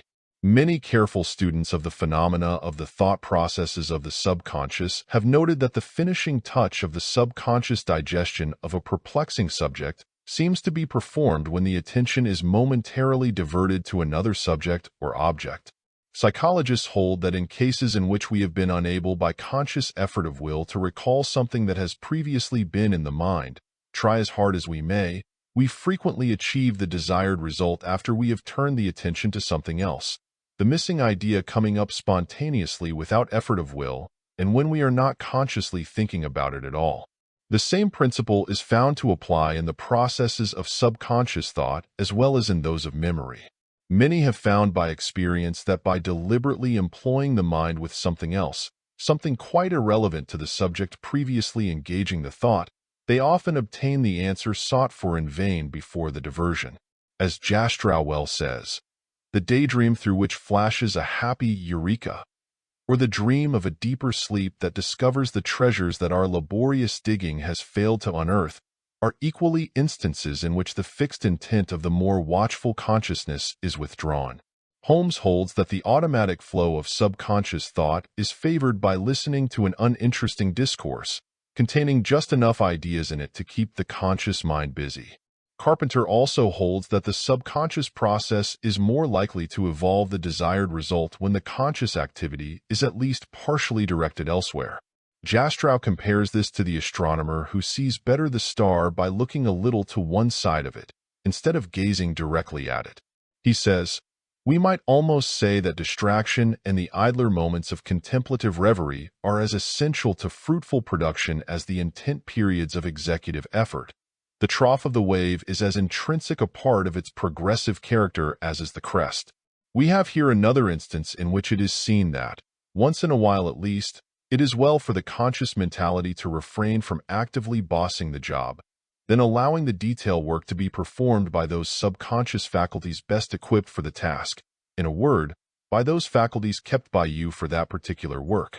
But equally true is it that it is well for the boss to stay around the shop, keeping an eye on what is going on, expecting and demanding the best results, and being ready to pass fair and righteous judgment upon the finished product. In the perfect coordination between the conscious mentality and the subconscious alone is to be found the balance and golden mean which makes for efficiency. Unsupervised subconscious activity is as far from being the ideal condition as is that in which there is found the refusal to permit the subconscious the right to perform its proper and natural work. Many writers, inventors, scientists, and others performing extended and continuous mental work have testified to the fact that, in one way or another, they have discovered that the faculties and powers of the subconscious may be trained to perform much of the drudgery of the intellectual work, leaving the conscious faculties free to design and to direct the general course of the task. Many men of large business affairs also have made a similar or identical discovery. Without realizing the scientific principles involved, such persons have stumbled upon methods whereby much of their work of mental digestion may be performed for them by the subconscious. These discoveries, followed by a practical application of the methods adopted, have resulted in such persons being able to perform what has seemed to others to be an almost incredible amount of intellectual labor, while still having sufficient time and energy to plan out great enterprises and free to devote some time to amusements, games, sports, travel, and other forms of relaxation. No consideration of this subject would be complete without at least a reference to the testimony of Robert Louis Stevenson, the famous writer, concerning this very important phase of mental work. So typical and characteristic of the general principle involved are the statements of this master of the craft of writing, that we feel warranted in dwelling at some length upon them in the present consideration of the subject of subconscious thought. Stevenson was fond of speaking of his subconscious mental faculties as his brownies, borrowing the illustration from the familiar fairy tales of childhood, in which are related the performances of the friendly little brownies who each night take up and complete the tasks left undone by the overworked friendly shoemaker or carpenter who had befriended the tiny creatures. He said, "My brownies, God bless them, who do half of my work for me when I am fast asleep, and in all likelihood do the rest for me when I am wide awake and foolishly suppose that I do it for myself." He relates that he had long been wanting to write a book on man's double being, and without success had racked his brain for a plot of any sort relating to that subject. Then, One night he dreamed the principal incidents of his great story of Dr. Jekyll and Mr. Hyde. These, he said, were all given him in bulk and details, as he afterward wrote them in the story. He goes on to say further that often when he belabored his brains over a story needed to supply the bread and butter, behold, the little people began to bestir themselves in the same quest, and to labor all night long to supply his wants in that direction. Often, he said, did these sleepless brownies do his honest work for him, and gave him better tales than he could fashion for himself. He said that they, like him, had learned to build the scheme of a considerable story and to arrange emotion in progressive order. They were able to tell him a story piece by piece, like a serial, and to keep him all the while in ignorance of the outcome. Only, said he, they had more talent than he, himself. But, while praising the work of his little mental brownies, Stevenson does not deny the important part played by his conscious, everyday mentality in his creative work. He says, I am an excellent advisor, something like Molière's servant. I pull back and I cut down, and I dress the whole in the best words and sentences that I can find and make. I hold the pen, too, and I do the sitting at the table, which is about the worst of it. And when all is done, I make up the manuscript and pay for the registration, so that on the whole, I have some claim to share, though not so largely as I do, in the profits of our common enterprise. Stevenson's figurative illustration in which the faculties of the subconscious are pictured as brownies must not be dismissed as merely a fancy. Beneath the fantastic disguise with which he has dressed up the subconscious faculties, they are plainly recognizable to psychologists. They run true to form. The psychological facts are there. The processes are scientifically described, notwithstanding the fanciful dressing which serves to invest them with an additional interest to the non-scientific reader, and for most scientific readers as well. Moreover, it must not be forgotten that Stevenson's dreams were quite as often daydream states as they were the ordinary dreams of the night. That even in the ordinary dreams of the night the subconscious performs important work is attested by numerous good authorities, and many instances are cited to prove the fact. We shall quote a few examples for your consideration. Coleridge composed his celebrated poem Kubla Khan in a dream, and wrote it down when he awoke. Abercrombie relates a case in which a distinguished lawyer went to bed after studying hard over a difficult case. His wife saw him rise in the middle of the night, sit down, and write a long paper which he then put in his desk and returned to bed. Next morning he told his wife that he had dreamt that he had written a clear and luminous opinion on the case, which he would give anything to be able to remember. His wife directed him to his writing desk, where he found the opinion fully written out, just as he had dreamed it. Schofield relates a case in which a young music pupil had great difficulty in correctly performing a difficult shake in a sonata. She was unable to master it. One night her mother, who slept with the girl, was awakened by feeling her daughter's fingers moving on her face. She asked the girl what she was doing, but the child was asleep, though her fingers were performing the shake on the mother's face. The next day, to the amazement of her teacher, the pupil played the difficult shake perfectly and without apparent effort. The subconscious had taken over the task after having mastered it during the sleep of the girl. Holmes relates incidents of these dream helpers who are wiser than ourselves, and who put thoughts in our heads and words into our mouths. Yet he holds, as do the present writers, that it is no other self that is doing the work, but rather that it is one's own self in one of its phases or aspects of manifestation. He says on this point, Dr. Johnson dreamed that he had a contest of wit with an opponent and got the worst of it. Of course, he furnished the wit for both.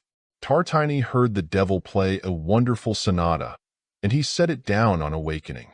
But who was the devil but Tartini himself?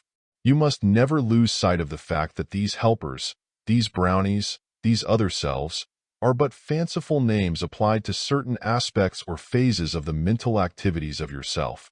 You are always yourself, your whole self, and nothing but yourself. All separation or division of that self is illusory, and all terms indicating such separation or division are but figurative terms employed for convenience. All these phenomena are manifested on some of the planes or regions of your new mental empire, by some of your own subordinate faculties, powers, or energies. Keep this fact always in mind, and you will not be led to follow fanciful will-o'-the-wisps which lead only to the quagmires of error and away from the main road of truth. Sometimes, however, it happens that the brilliant thoughts and ideas evolved in the deep dream states escape the conscious mentality which upon wakening seeks to remember and recall them to consciousness, or to record them in writing or speech. Nothing but a meaningless jumble of words is the result in some cases. Holmes relates an experience in which, as he states, the veil of eternity was lifted. The one great truth, that which underlies all human experience, and is the key to all the mysteries that philosophy has sought in vain to solve, flashed upon me in a sudden revelation. Henceforth all was clear. A few words had lifted my intelligence to the level of the knowledge of the cherubim. Awakening, he staggered to his desk and wrote in ill-shaped, straggling characters the all-embracing truth still lingering in my consciousness. But, alas, the words he wrote were merely these. A strong smell of turpentine prevails throughout. Many of us have similar experiences which usually we are ashamed to relate. So trite, commonplace, or even absurd is the recorded conscious report. One is reconciled, however, by the generally accepted idea that, although the conscious mentality is often unable to grasp and retain, to recall and record these conceptions of the highest activities of subconscious thought, and may even be betrayed into reporting some distorted impression made upon the waking consciousness, nevertheless the conception itself is impressed upon the memory records of the subconscious, thereafter to play an important part in our conscious mental life by reason of the occasional rise of the submerged ideas to the surface of consciousness. How to apply the principles of subconscious thought. 1. Provide proper materials. You have been shown how the subconscious undertakes and performs the important work of unconscious rumination, how it chews the mental cud composed of the materials of mental food previously supplied to it. In this unconscious rumination, or chewing over the cud of thought, the subconscious performs the work of breaking into digestible form and reducing to the proper consistency the crude material of thought which has previously been furnished it. The subconscious, in this process, also selects the best elements of the material furnished it, retaining this for its future work while rejecting the useless residue of the mass. Here is to be noted a most important point, i.e. that just as the ruminant animal first must be furnished with the rough mass of food material, which it then proceeds to reduce to the proper consistency and condition for digestion and assimilation, so the subconscious first must be furnished with the rough material of thought, which it is expected to digest thoroughly and assimilate after it has selected from the mass the available material, the rest being rejected by it. This point has been overlooked by many investigators of the work of the subconscious. They have been so carried away by the wonderful possibilities of this process of the subconscious that they have neglected to note the antecedent conditions of this operation. In fact, some of them have practically claimed that the subconscious requires no such solid material for its processes of unconscious rumination. They seemingly imply that it performs its work with the subtle materials obtained from the thin air breathed by it. But, alas, this is but a dream. The subconscious can no more proceed with its processes of unconscious rumination without material than can the ruminant animal proceed to chew the cud, unless it has previously partaken of the rough materials of its food.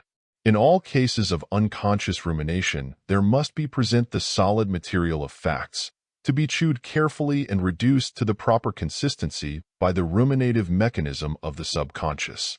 Therefore, when you wish to set before the subconscious some important and difficult task of unconscious rumination, you should first saturate your mind with the subject in question. Bring into consciousness every associated fact or related principle that is possible to you.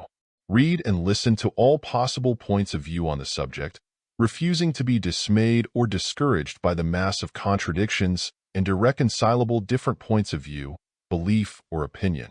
Add every possible bit of associated or related material to the general mass, with full confidence that your subconscious will attend to the work of rumination digestion, selection, and assimilation of that heterogeneous mass of mental food which you have gathered for it. Though this sometimes may seem to produce the preliminary symptoms of mental dyspepsia in your conscious mentality, do not worry. The mental stomach of the subconscious is strong and enduring, and will be able to perform its task on the material which now dismays you. It possesses ostrich-like powers of digestion.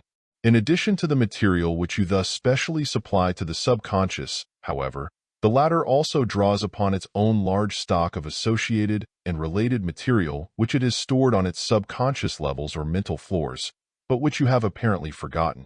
It may even go so far as to draw upon the material of the racial memory, if it becomes sufficiently interested in the task, and is adequately aroused by your strong desire and your firm faith in the possibilities of your subconscious. From many sources, the subconscious draws the varied materials for its cud of unconscious rumination. But, nevertheless, you will fall far short of efficient performance if you fail to do your work in the matter of securing and assembling before it such useful material as you may be able to gather. You must always be able to say, honestly and truthfully, to your subconscious, I have done the best I could for you. It is up to you to do the rest. 2. Give definite directions. Many persons who have noted the process of unconscious rumination performed by the subconscious, and also many who have acquired more or less ability to set deliberately the subconscious faculties to work along these lines, have not fully grasped the definite and clear principle involved in the process of instituting and directing the said processes. Their efforts in this direction often are conducted more or less on the hit or miss principle, and are based on the belief that somehow, some way, the subconscious will work out the matter for them. Not understanding the fundamental principles involved in the subconscious processes, they are content with a more or less indefinite course of setting the thing to work. An examination of most of the cases cited in the textbooks, or else related by those who have experienced subconscious phenomena of this kind, will show you that the usual course is to fill the mental stomach of the subconscious with material deemed appropriate, just as one would fill the physical stomach with appropriate food, and then to trust to nature or to instinct to perform the complex task of reducing the mass to the proper consistency, of chemically digesting it thoroughly, and of assimilating it perfectly. Such a course, as a matter of fact, frequently produced a reasonably satisfactory result. What Jastrow terms a combination of the elements into a half-consistent whole results in such cases, and is gratefully accepted by the individual as the best of all possible results. But, although our standard modern Western psychologists have not as yet discovered and formulated a more scientific and more certain and effective method of applying the principle of subconscious mentation, those who have learned some of the secrets of the ancient Oriental teachings are aware that the sages of these older schools, many centuries ago, evolved the true methods in question.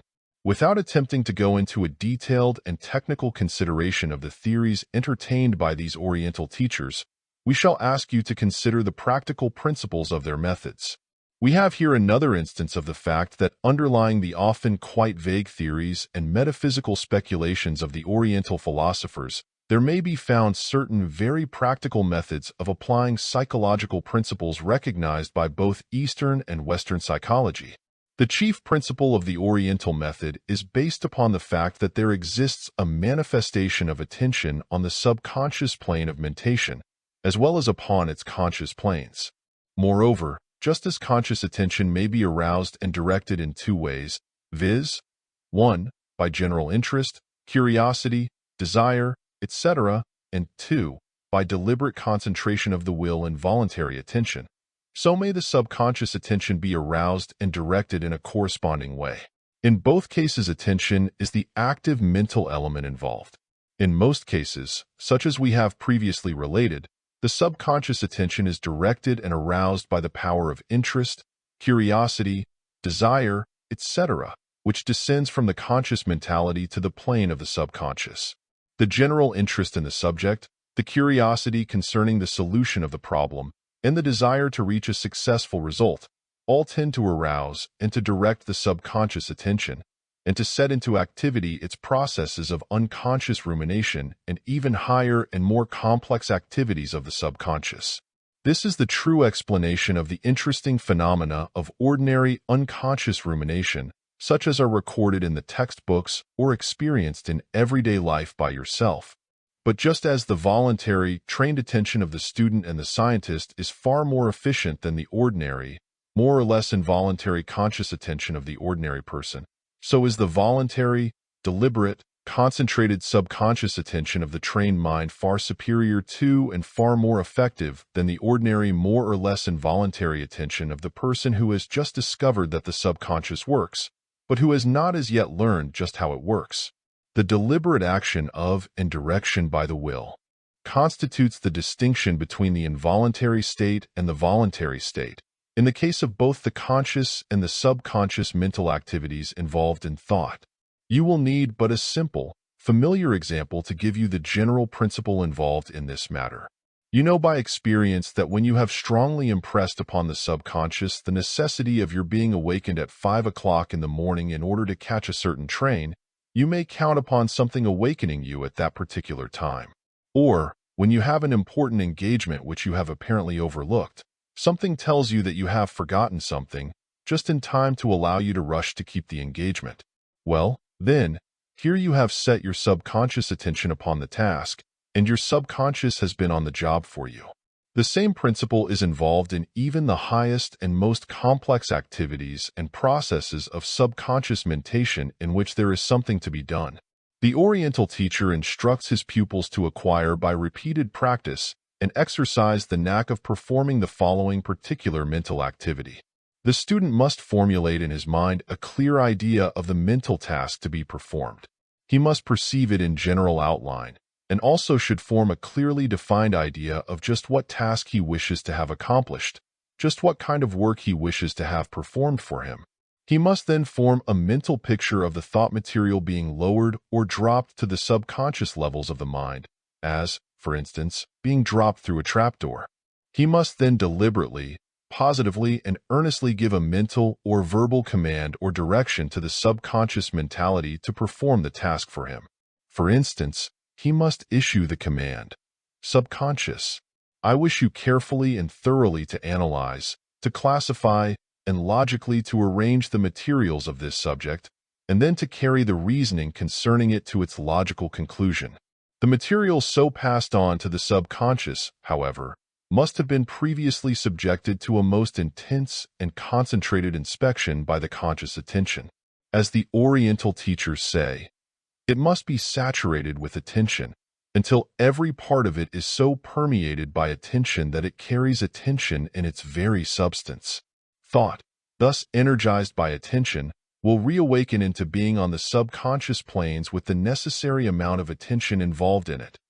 This, in turn, will attract and hold the subconscious attention element of thought. The subconscious attention, once having been attracted by and directed to a subject, will never afterward release its hold on that subject until the latter has been brought as nearly to a successful conclusion as is possible under the circumstances. It may take only a few minutes, or it may take hours, days, months, or even years to reach the conclusion, but it will hold tenaciously to the task and will report the result eventually. Have you not received answers and reports from the subconscious concerning questions and subjects which perplexed you many years ago, and which you had almost forgotten? While your conscious mentality had practically forgotten the matter, your subconscious has remembered it and has continued its work. This wonderful method is so simple that there is danger that you may overlook its great importance and its marvelous possibilities. It consists, as you have seen, of the following simple mental processes, viz. 1. Concentrating the conscious attention upon the general problem or task until the whole subject of it is fairly saturated by attention. 2. Forming the mental picture or idea of the transference of the general thought from the conscious plane or level down to that of the subconscious mentality to the subconscious. 3. Giving the subconscious the positive, clear, definite command or direction concerning what you wish it to do for you in the matter. That is all there is to it, though several books might be filled with illustrative examples and adaptations to particular instances or special cases. Consequently, you are advised to commit to memory the above-stated 3 stages of the methods or process in question, and to apply them in any and all cases in which you desire the subconscious to proceed along the lines of subconscious thought in a definite direction and towards certain definite ends. The rest is all practice, practice, practice, and exercise, exercise, and exercise. There is, however, a peculiar little mental knack about the method of giving the command or direction to the subconscious. This little knack will come to you only by practice and exercise. It cannot be expressed in words. It must be picked up in actual practice. When once acquired, it will never be forgotten by you. Charles Leland illustrated the principle of this little knack in his statements concerning what he called forethought. He says of this principle, "As I understand it, it is a kind of impulse or projection of will into the coming work." I may here illustrate this with a curious fact in physics. If the reader wished to ring an old-style doorbell so as to produce as much sound as possible, he would probably pull it back as far as he could, and then let it go. But if he would, in letting it go, simply give it a tap with his forefinger, he would actually redouble the sound. Or, to shoot an arrow as far as possible, it is not enough to merely draw the bow to its utmost span or tension. If, just before it goes, you will give the bow a quick push, though the effort be trifling, the arrow will fly almost as far again as it would have done without it. Or, as is well known, in wielding a very sharp saber, we make the draw cut. That is, if to the blow or chop, as with an axe, we also add a certain slight pull, simultaneously, we can cut through a silk handkerchief or a sheep. Forethought is the tap on the bell, the push on the bow, the draw on the saber. It is the deliberate but yet rapid action of the mind when, before going to sleep or dismissing thought, we bid the mind to subsequently respond. It is more than merely thinking what we are to do. It is the bidding or ordering the self to fulfill a task before willing it. Additional illustrations will occur to the reader who is familiar with the games of golf, billiards, tennis, etc., in each of which the skillful players discover the little knack of putting something into the blow, the stroke, or whatever the movement may be. He finds that by putting that little something of himself into the movement, he adds very materially to its power, its accuracy, and its general efficiency. The principle of the little knack in the giving of commands or directions to the subconscious closely resembles the principles employed in the skilled physical movement to which we have just referred. You must learn to put a little of yourself into it. Subconscious thought may be set into activity by the method previously described under nearly any or all kinds of circumstances. It may be set a-going during the day or just before going to sleep at night. Leland and some others have strongly advised the last mentioned plan, claiming for its special advantages. In cases where quick decisions and actions are necessary, the process may be effected with little or no loss of time. The time necessary to flick the ashes from your cigar before answering, or in which to reach out to replace an object on your desk, or to perform any similar action, will be sufficient for the subconscious to render you at least some degree of assistance in response to your positive command. Attend to this for me quickly, at once. The subconscious is capable of the lightning-like rapidity of certain dream states in such cases. Try this method and learn for yourself how wonderfully rapid and effective is the response. Leland says, "The practice of composing the plan as perfectly, yet as succinctly as possible, combined with the energetic impulse to send it off, will ere long give the student a conception of what I mean by forethought, which by description I cannot. And when grown familiar and really mastered, it will give to its possessor a power to think and act promptly in all the emergencies of life in a greatly increased degree. Forethought may be brief, but it should always be energetic. By cultivating it, we acquire the enviable talent of those men who take in everything at a glance and act promptly, like Napoleon. This power is universally believed to be entirely innate, or a gift, but it can be induced or developed in all minds in proportion to the will by practice. 3. Refrain from interfering. In passing on to your subconscious any certain and particular work to be performed by it, you should refrain from interfering with the subconscious processes. You may, and indeed should, stand by, as it were, ready to seek for or to furnish any additional data or facts for which it may call. And you should always exercise the right of supervision, revision, and general management, as we have already told you. But you should never meddle with the processes of the subconscious in themselves, nor should you attempt to boss the job in its details, as well as in the general direction and management. A violation of this last rule may confuse the subconscious, or, in extreme cases, may even throw it into a state of panic. This is a common mistake, and one especially to be guarded against. You must cultivate and manifest confidence and trust in your subconscious. The subconscious, as we have previously informed you, is as sensitive as our intelligent workers in general. In some cases, it manifests quite a show of artistic temperament and is easily disturbed by what it may deem an unwarranted meddling with its work. Exercise the iron hand upon it, if you will, but always be careful to wear the velvet glove on that hand, if you wish to secure the best results from it. Sometimes the subconscious may tentatively raise to your conscious plane of mentality its unfinished work for your inspection. It wants you to tell it how you like it as far as it is gone. Give its reports and results a careful examination, and add any helpful suggestions which may occur to you. Then send it back for completion with a word of encouragement, and with that little tap on the bell as Leland puts it. Do not make the mistake, however, of the child who, having planted seeds in the garden, pulls up the sprouts each morning to see how much the roots have grown overnight. You are not dealing with a lifeless mechanism, remember. You are dealing with a living intelligence which is an aspect of yourself. Some persons who have acquired proficiency in subconscious mentation, but who have wished also to acquire a knowledge of logic and logical thinking, have found themselves somewhat upset, at first, after they have acquainted themselves with the principles of formal logic.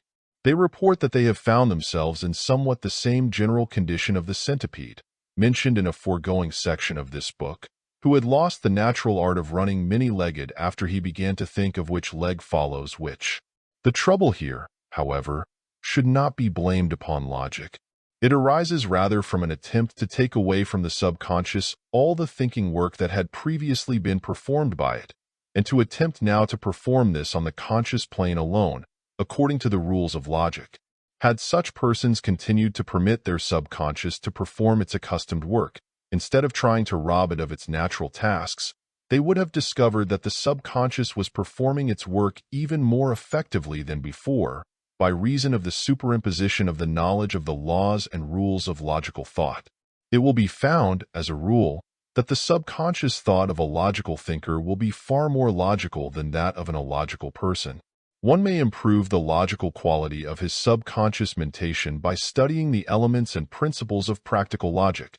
The training received thereby by the conscious mentality is reflected upon the subconscious planes. This being the case, those feeling the need of improvement along the lines of logical thinking need fear no interference with the thought processes of their subconscious. Quite the reverse is the fact, as we have said. But, in studying along the lines of logical thought for this purpose, confine yourself to works on the subject of practical logic. Leave formal logic for those who are fond of the academic, technical phases of the subject. Select those works in which the subject of logic is brought down to solid earth, instead of being raised to the upper regions in which the clouds abound. We feel warranted in here directing to your attention that volume of this series entitled Reasoning Power, the subject of which is practical logic and the laws and rules of practical logical thought. End of chapter. Chapter 8. The Superconscious Planes. One of the most interesting, and at the same time one of the most perplexing features attending the investigation of the phenomena of the other consciousness states of mental activity which are included in the general category of the subconscious is the undoubted evidence of the existence of what may be called, respectively, the higher and lower planes of mental activity in the great region of the subconscious. The subconscious, in fact, is discovered to be not merely a simple other mind, but rather to be a greater region of other consciousness mental activity, having its plains and its mountain peaks, its highlands and its lowlands, the great area of your new mental empire. In the lowlands of the subconscious are discovered those activities which seem to be more or less automatic, although manifesting both intelligence and a logical method of procedure. In the highlands are discovered certain other activities which transcend the ordinary intelligence of the conscious mentality, activities which, while not contrary to reason, nevertheless seem to proceed further and with less effort than the ordinary reasoning processes of the human mind. In short, in the great region of the other consciousness, there is discovered to be present a strange and perplexing mixture of both high and low, of that which seems little more than simple instinct, and of that which seems to partake of the nature of what may be called intuition. This discovery has caused much confusion, and has served to upset many otherwise quite reasonable theories and hypotheses. Probably the most pronounced emphasis placed upon the distinction between the highlands and the lowlands of the subconscious is that maintained by certain schools of thought on the subject which, borrowing the idea from the Oriental philosophers, have sought to divide the region of the other consciousness into two great areas, known respectively as the subconscious and the superconscious. The former area including the lower phases of subconscious mental activity, the latter area including the higher phases to which we have referred. But it is impossible to draw a positive and definite line between the high and the low areas of the subconscious. That great region is not one in which all the lowlands are on one side of a given line, and all the highlands on the other side. Instead, in it, just as in any great physical region, there are alternating areas of valleys and plains, and of hills and mountains. As in the physical world, so in the psychical world one unusually needs but to travel upward, not merely east, west, north, or south, in order to reach the high levels. Moreover, it is impossible to draw a hard and fast line between the higher and the lower activities. These activities frequently blend so into each other that it is most difficult to determine whether they belong to the higher or to the lower. There is, in fact, an indefinite intermediate area in which the higher and lower blend, mingle, and form combinations. It has been found more satisfactory to employ the illustrative example of the solar spectrum, with its various colors with their shadings and blendings, with its infrared regions existing in invisible form on the one side, and its ultraviolet regions, likewise invisible, existing on the other side, with the great visible regions existing in the center. While we are favorable to the occasional employment of the term the superconsciousness to designate the highest of the activities of the subconscious, we still prefer the general term of the subconscious to designate the entire region of the other consciousness planes of man's mental activity.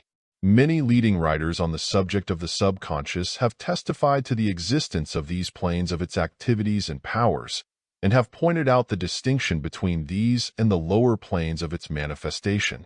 They have demonstrated that there are out-of-consciousness mental operations which are above the horizon of ordinary consciousness, rather than below it, regions of the higher soul and spirit life, of which we are only at times vaguely conscious, but which always exist and link us to eternal verities.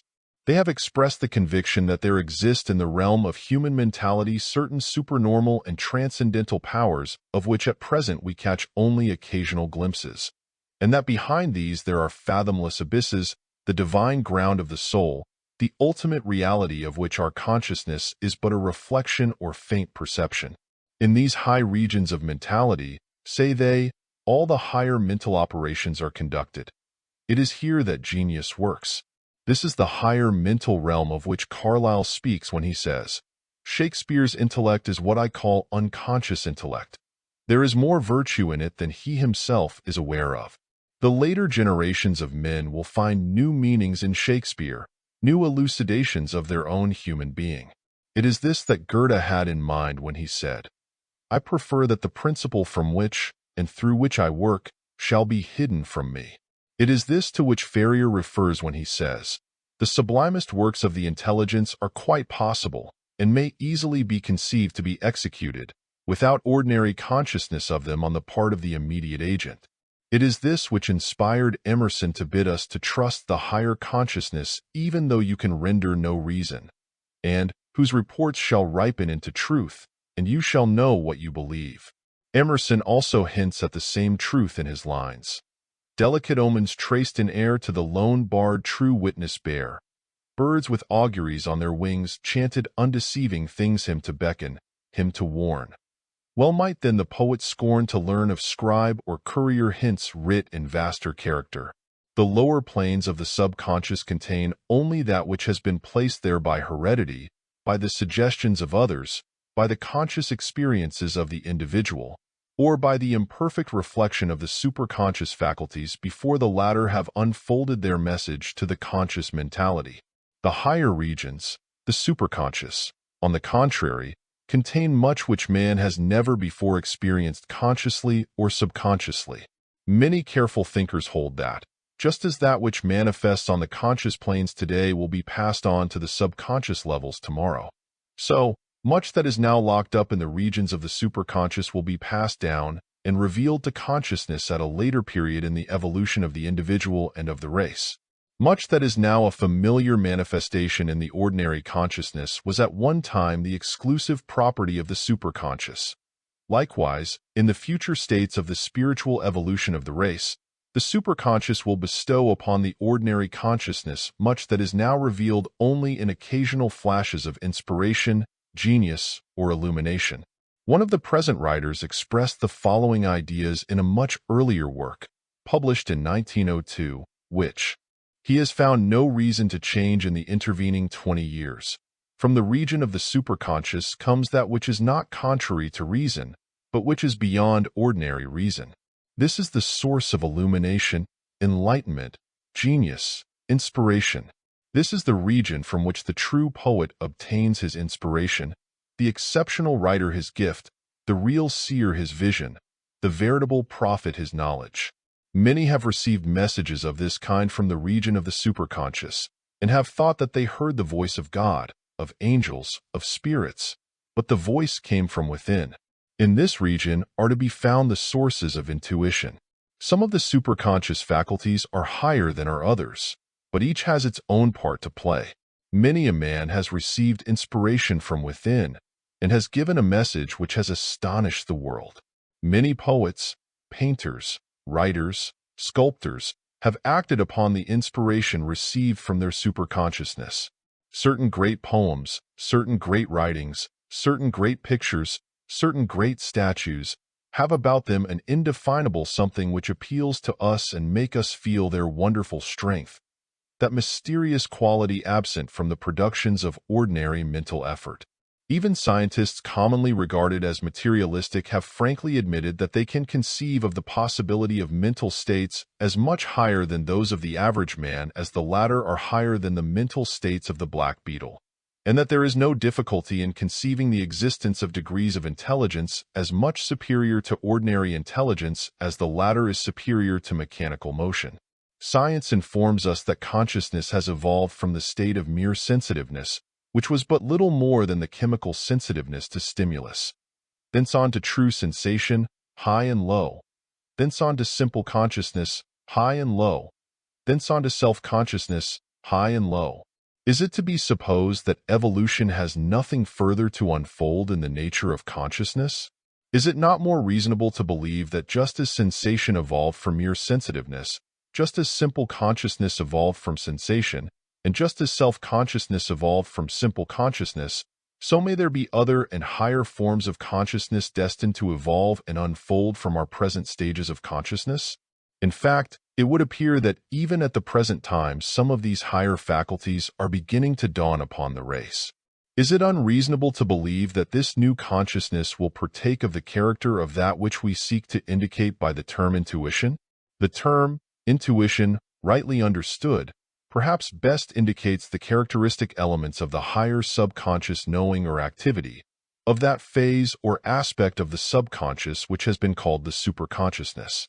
Webster defines intuition, as ordinarily understood, as direct apprehension or cognition, immediate knowledge, as in perception or consciousness, involving no reasoning power, quick or ready insight or apprehension. Many seek to convince us that intuition is the source of its own knowledge, that it has no need for data derived from experience. But this view is disputed by others who hold that intuition is merely a higher form of reasoning. We, however, are inclined to the view that intuition is a higher form of reasoning, proceeding perhaps by shortcuts impossible to our ordinary conscious reasoning processes, and manifesting its action in an almost incredibly brief period of time.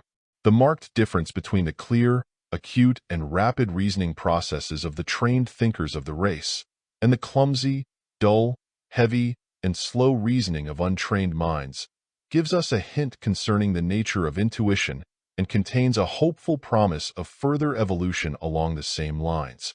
It is possible, in imagination, to conceive of mental faculties and powers sufficiently evolved and developed to be able to grasp the essential relations and data involved in a problem in a new way, in a way in which there is manifested a highly increased power of perception, apperception, and generalization, and able to perform the processes of induction and deduction, or perhaps a reasoning process higher than either, with intensive effort and greatly increased speed. An individual possessing this power would appear to the ordinary thinker as one able to know without thinking at all, though such individual would really be performing each and every stage of thought. The rapid movement of the moving picture films causes us to perceive the picture as continuous and unbroken, whereas in reality, it is composed of many separate and particular units. A rapidly revolving object seems to us to stand still. So may it be with the mind operating with a highly increased speed accompanied with a highly increased power of perception, apperception, generalization, etc. The careful examination of the thought processes of certain exceptional thinkers of the race would seem to support the idea of an intuitive reasoning proceeding in the way just indicated. Careful thinkers have held the scientific faith that man will evolve the mechanism of thought sufficient to deal with the more complex and difficult problems which are forcing themselves before the human mind, and which are demanding solution. Haeckel has said, "There is no scientific problem which we may dare to say the mind of man will never solve. No mystery so deep or profound. No question has or ever will be asked but a mind or brain will be evolved capable of solving or answering." Stevens says, "If it becomes essential for mankind to know, infinite nature will evolve an organ of mind that can comprehend." Psychology furnishes us with analogies sufficient to warrant us in speculation concerning the possible effect of mental processes greatly speeded up, and yet proceeding in logical sequence, the intensely rapid action of the mind in certain dream states, and in cases in which certain anesthetics have been administered, gives us a valuable hint. It is within the proper limits of scientific imagination to speculate concerning the possible existence of mental states in which the logical conclusion from a given premise might seem to be arrived at practically instantaneously, just as a sufficiently speeded-up moving picture projector would be able to present to us, in an almost simultaneous picturing, the beginning and ending of a scene, all that came between being imperceptible. Time as experienced by the mind is purely relative and comparative. The midge lives a lifetime of vivid experience in an hour of time, or less, while on the other hand, we may conceive of beings of a high order to whom 1,000 years is but a day. Under intense pressure, the minds of human beings have been known to act with an almost incredible rapidity and with an almost superhuman clearness, power, and effect. We say even of ordinary efficient thinkers that they think in a flash, or that they reach a result almost intuitively. These facts serve as striking hints concerning the character and nature of the processes of the intuition manifested by the higher planes of the subconscious, the so-called superconscious planes of mentation. The only known method whereby the individual may increase and develop the degree of the manifestation of the intuitive powers of the higher planes of the subconscious, apart from the mystical practices, many of which are of quite doubtful value, and apart from certain psychic methods, which are often positively dangerous and harmful, consists of the calm recognition of the existence of these higher powers of the subconscious, and the courteous reception and entertainment of the reports coming from them. Recognize its powers as those of your higher self, and accept its services as rightfully belonging to you. Yet receive them with thanks. Open your mind to the rays coming from above, and profit by the energizing power of that light. Seek development along these lines, and let the power unfold naturally, gradually, and in accordance with the law of evolution. Do not try to force the growth, nor to employ unnatural methods. Here is the rule by which you may determine whether a report of intuition comes from the true higher planes of mind, or whether it is a distorted reflection reaching you from some of the lower planes. The true intuitive report will never run contrary to reason properly exercised and interpreted, though it may transcend the possible reports of the ordinary reasoning processes. Do not accept the report as correct if it runs contrary to your highest reason, or if it is opposed to your common sense. Intuition is higher reason, reason plus, or reason more so. It is never anti-reason, or the opposite of reason. Reason has been evolved by nature to provide man with his sane and safe standards of belief and action. Therefore, you should never seek to discard it in order to adopt some anti-rational report, attractive though the latter may appear to be at first sight, nor how highly recommended it may come. You should welcome the opening and unfoldment of the higher planes of reason, but you should always assure yourself that the essential principle of reason is present in the reports of any part of your mind, before you accept them as final. You should regard reason as the evolving instrument of your experience and expression, not as a fixed and unalterable mechanism beyond the possibility of further growth, improvement, and development. Avail yourself of the services of intuition, your higher reason, but always stand firmly on the solid rock of practical reason, for there your safety lies. Intuition, if real and true, is always reason plus. Never by any chance is it reason minus. It is reason raised to a much higher degree than we commonly experience, but its essential character, nature, and principle remain unchanged. Keep this fact in mind, and your feet will rest on solid rock. Lose sight of it and ignore it, and you may wander on to the sinking sands of error. In addition to the offices and powers of the superconscious which we have mentioned, there is another and a most important function of that phase of the mentality which may be called the protective power. Many persons, most persons in fact, have at times experienced this beneficent power. They have felt strongly that they were in close contact with a force, power, or entity of some kind which was in some way higher than themselves, but which was concerned with their welfare. This beneficent presence has been interpreted in various ways in accordance with the trend of thought of those experiencing it. Some of the ancients called it the kindly genius. Others termed it the guardian angel. Still others have thought of it as my spirit friend. While many others, though quite vividly conscious of its presence and power, have failed to give it a special name. But by whatever name it may have been thought of, or even when no name at all has been applied to it, the mysterious something has been recognized as a beneficent presence power, a hovering and brooding something or somewhat animated by a warm, kindly interest in the individual, and seemingly devoted to his interests and disposed to render to him useful services. This beneficent presence power has often acted as a warning guardian in the lives of many persons.